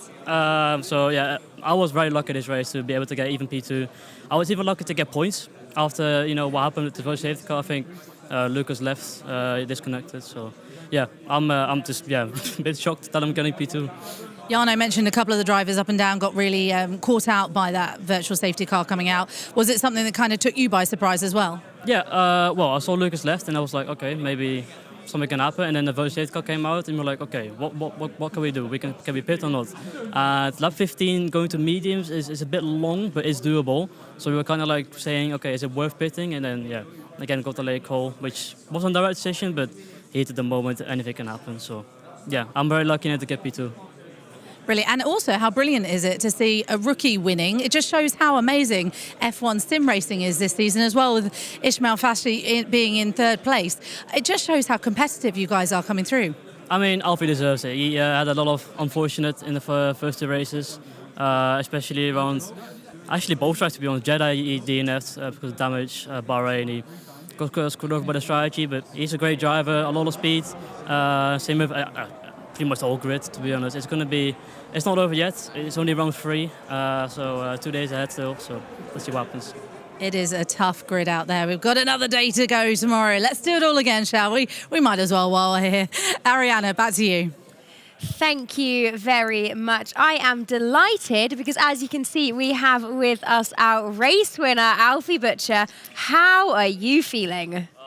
I'm buzzing. I really am. The first race today didn't go so well. I was really down about it because we had such a good qualifying and Hold your mic a little bit higher for us. we had such a good qualifying and it kind of disintegrated in the race. But yeah, so happy to bounce back like that. And I can't thank my teammate enough. He did such a good job. And if it weren't for him, then we wouldn't have this win today. Yeah, absolutely Give him this fantastic teamwork from the two of you there. What did it feel like? Oh, we are swapping, apparently. This mic's awful. What did it feel like crossing the line and knowing you've just got your first victory in sim racing? Talk us through the emotions. Oh, it was really surreal. I couldn't quite believe it. The last 10 laps or so, we were driving on our own and edging closer and closer to that win. And when I crossed that line, it was like a dream come true. Oh my gosh. Yeah, Was it taking it easy in those last couple of laps? I saw the gap drop down from about 4 seconds to about 2.5. Was it just taking it easy, make sure you bring the car home? Yeah. Especially with the rain kind of sprinkling at the end. A lot of risk if you're just going to be pushing flat out. But how was that for you? Yeah, so it was a long stint on the mediums, but we kind of got forced into that with the VSC. But the tyres were very, very bad at the end. Okay. It was very tough to drive. What percentage were you on? 75 across the line. Yeah. So we could have got a puncher. Luckily we didn't, but it was a tough one to drive with in the wet weather on the slicks, of course. But yeah, so relieved to get over the line in the end. Yeah, I mean, Alfie, first of all, congratulations. And also looking back, I mean, you are the Challengers champion on PC. You did it in dominating style. I had the pleasure of commentating that too. It was certainly stellar to watch. But once again, a spirited performance, and really one you should have had at Jeddah as well. When I spoke to you prior to this race, you didn't give yourself a shot. But I mean, 13 seems to be the lucky number today. Yeah, I mean, I guess it just shows that you can never predict a race. It shows wherever you start, you can fight for the win. And luckily today, luck was on my side in the last race. But I think it's definitely due after the bad luck in the first race. But yeah, I'm so happy, and it's a great way to end off and bounce back tomorrow for some more, hopefully. We saw some wonderful images of your dad coming to congratulate you as well. What's it like having him here? He's actually just standing there watching as well. What's it like having his support? Oh, it's really great, really. It just shows like how much the family care about this and how much I can make them proud, and it's just what I want to do, really. Well, I think that's exactly what you've done. I think you've got a very proud dad watching along, and of course your family at home as well. Alfie, he's giving love hearts off camera here, which is fantastic. Alfie, a huge congratulations. What a way to kick off event 2. A fantastic performance for you. Well done. Thank you so much for joining us up here on the desk, and enjoy for the rest of the evening. So we're straight back to it tomorrow. Thanks so much. Thank you very much, Alfie. Lovely to hear from our winner there. As we let him go from the desk, that is Alfie, our victorious winner at Spielberg. As I mentioned earlier, DHL fastest lap going to Jed Norgrove as well. A huge congratulations to him for managing to get hold of that. We just had Claire almost walking directly through our shot. But as I said, huge congratulations to Jed for getting that DHL fastest lap. Let's now have a little look at the standings, shall we? Starting with the driver's standings. Hayden. Yeah, Thomas Ronhaar still leads the way. 3 rounds out of 3 there for him. 63 points on the board and extending his lead now to 21 points over Frederick Rasmussen. Quite a substantial lead here in F1 sim racing, but we've got a lot of events over the coming days. I'm sure that gap is going to start to close in. Fassi with some fantastic performances today. 2 podiums, 34 points on the board for him in P3 in the standings. Alfie Butcher with that race win puts him into P4 as well. Jana Wotman, not a day that he'd like to remember, sadly. P6 now in the championship. Jake Benham, though, his teammate, up there in 7th place, so looking very strong for him. Jed Norgrove, fantastic performance as well today. P9, we've got Lucas Blakely, though. Good day earlier on in Jeddah. Strong points there, but unfortunately that game crash, and he was never really going to recover from that. And we'll take a little look further down the driver's standings to see who is on the second page. Wilson Hughes, 10 points to his name. Danny Beresnay not racing today, but will be back in the car later on in the week. And some strong performances and maybe some disappointment as well. Josh Edo, I think he had some really strong qualifying here today, but sadly with that virtual safety car, he didn't benefit from it. And 4 points only to his name. And I don't think that's really representative of how his day has gone. And then further down the field at the bottom is John Evans. And our constructors now, please, George. Yeah, Kick F1 sim racing team still at the top after Ronhaar's second place of the day. Mercedes still up and fighting despite Jana Watmier's absence mid-race due to the issues resulting from the VSC. Oracle Red Bull sim racing team as well. It may not have been glitz and glam for Freddie Rasmussen or Josh Eder, but they're still in third. But a quick note about the Haas F1 Esports team, currently 6th now in the constructors standings with 27 points. 13 is truthfully the magic number because it was Freddie's 13th race win back at Jeddah. Alfie Butcher started 13th on the grid and took victory. Oh, I like it. I like it a lot. Very interesting. Thank you so much, guys, for running us through those standings. Now, we were speaking about how proud Alfie's dad was, and I'm delighted that Claire has actually managed to get hold of him so we can hear it from the man himself, how he's feeling after watching his son get his first victory at Spielberg. Indeed. I came and grabbed you, Jason, because you were doing love hearts off the camera. Now I need you to do the love hearts to the camera. You must be so proud. Unbelievable, unbelievable. The kid is so cool, he's so calm. Not like me. So yeah, no, it's amazing. Did you know that he was going to be this talented? He's only 16 years old. I know we talk about that a lot, talent, obviously, as a 16-year-old driver coming through. But when did you first start seeing that this talent was in Alfie? So he was reasonably good at go-karting, but actually has a bit of travel sickness, so it wasn't that great for him. But don't tell him I said that. But no, whilst his friends were messing about and doing things in lockdown, he got the game. So it's literally 3-4 years ago he got into it. But it's not just as much his talent. His dedication was there first, and then his talent just came through. But I mean, for the last 2-3 years, he's just been amazing. But, sorry. Coming into this, did you think, we've obviously got back-to-back events going, and today's the first day of 3 days, so we've got loads more to come. Of course, Jeddah wasn't quite what he hoped. He had a bit of front wing damage. Then he goes and wins it. I spoke to him just before the race, and he said, well, I'm hoping it'll be all right. I'm hoping to pick my confidence back up. He went and won the whole thing. His pace is unbelievable. His race pace is unbelievable. What happened in Jeddah, that's just a freak incident, nothing to do with him. It's not something he can even adapt and change for. It's just an incident. So, I just said to him, look, just move on. There's going to be ups and downs and highs and lows all this week. I didn't quite expect it to go high so quickly, but no, his mentality is absolutely unbelievable. How much do you kind of travel around with him? Do you travel quite a bit?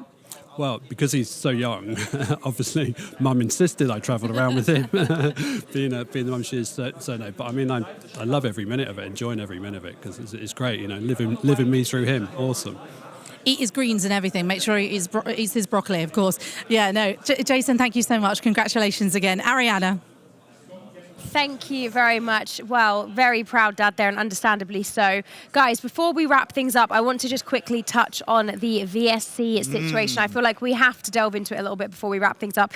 Jana Watmier with some very strong words. What are your thoughts and feelings on what we saw? Yeah, a bit of controversy, something we've never really seen before in F1 sim racing, benefiting obviously one driver. I understand why the virtual safety cars pulled out, because one driver is out of the session, so they're disadvantaged. We can neutralize the whole field, get them back in.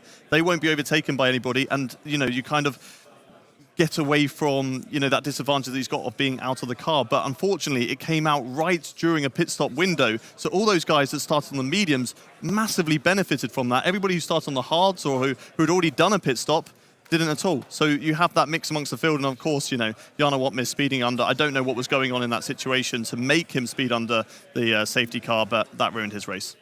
Yeah, he was very audibly annoyed. We saw him getting out of the sim, and just enough was enough. George, what do you make of it? Yeah, it's like Hayden said, very unique moment, I think, in sim racing. We've never seen it before, to be quite honest. But we look back, and through the course of the race, it really did mix the field up. I mean, obviously, late claim as well to Alfie Butcher's strategy helped him out massively, obviously off the back of it, and it managed to turn his what looked to be a tough day at the office into what was a fantastic ending for him. So there is, Cinderella story somewhat in all of this, but obviously Jano is not going to be feeling that. He's a competitor that is a two-time champion. He feels that he deserves a place at the top. Given his caliber and what he's capable of, he probably should be. I did question the idea about going on softs at the very start. I felt that perhaps his strategy was mitigated from the get-go, really. But then again, it's never ideal to be placed under those VSC conditions, so I can totally understand why he's upset. Yeah, highs and lows for many drivers across the grid. But today, I think we have been treated to some absolutely fantastic racing, both in Jeddah and Spielberg. A full-on first day of Event 2, and our drivers were fantastic. So many great performances, so many great overtakes, so much action. I've loved absolutely every second of it. Thank you guys so much for joining us. Thank you, Hayden and George, for doing such a fantastic job in commentary. Thank you, Claire, for running around and getting all of those interviews. And thank you all for tuning in with us. We've really enjoyed ourselves, so much so we're going to be back again tomorrow to do it all. We'll be back 2 qualifying sessions and 2 races, so make sure you join us. For now, that is all from us here today. Thank you once again, and we look forward to seeing you tomorrow.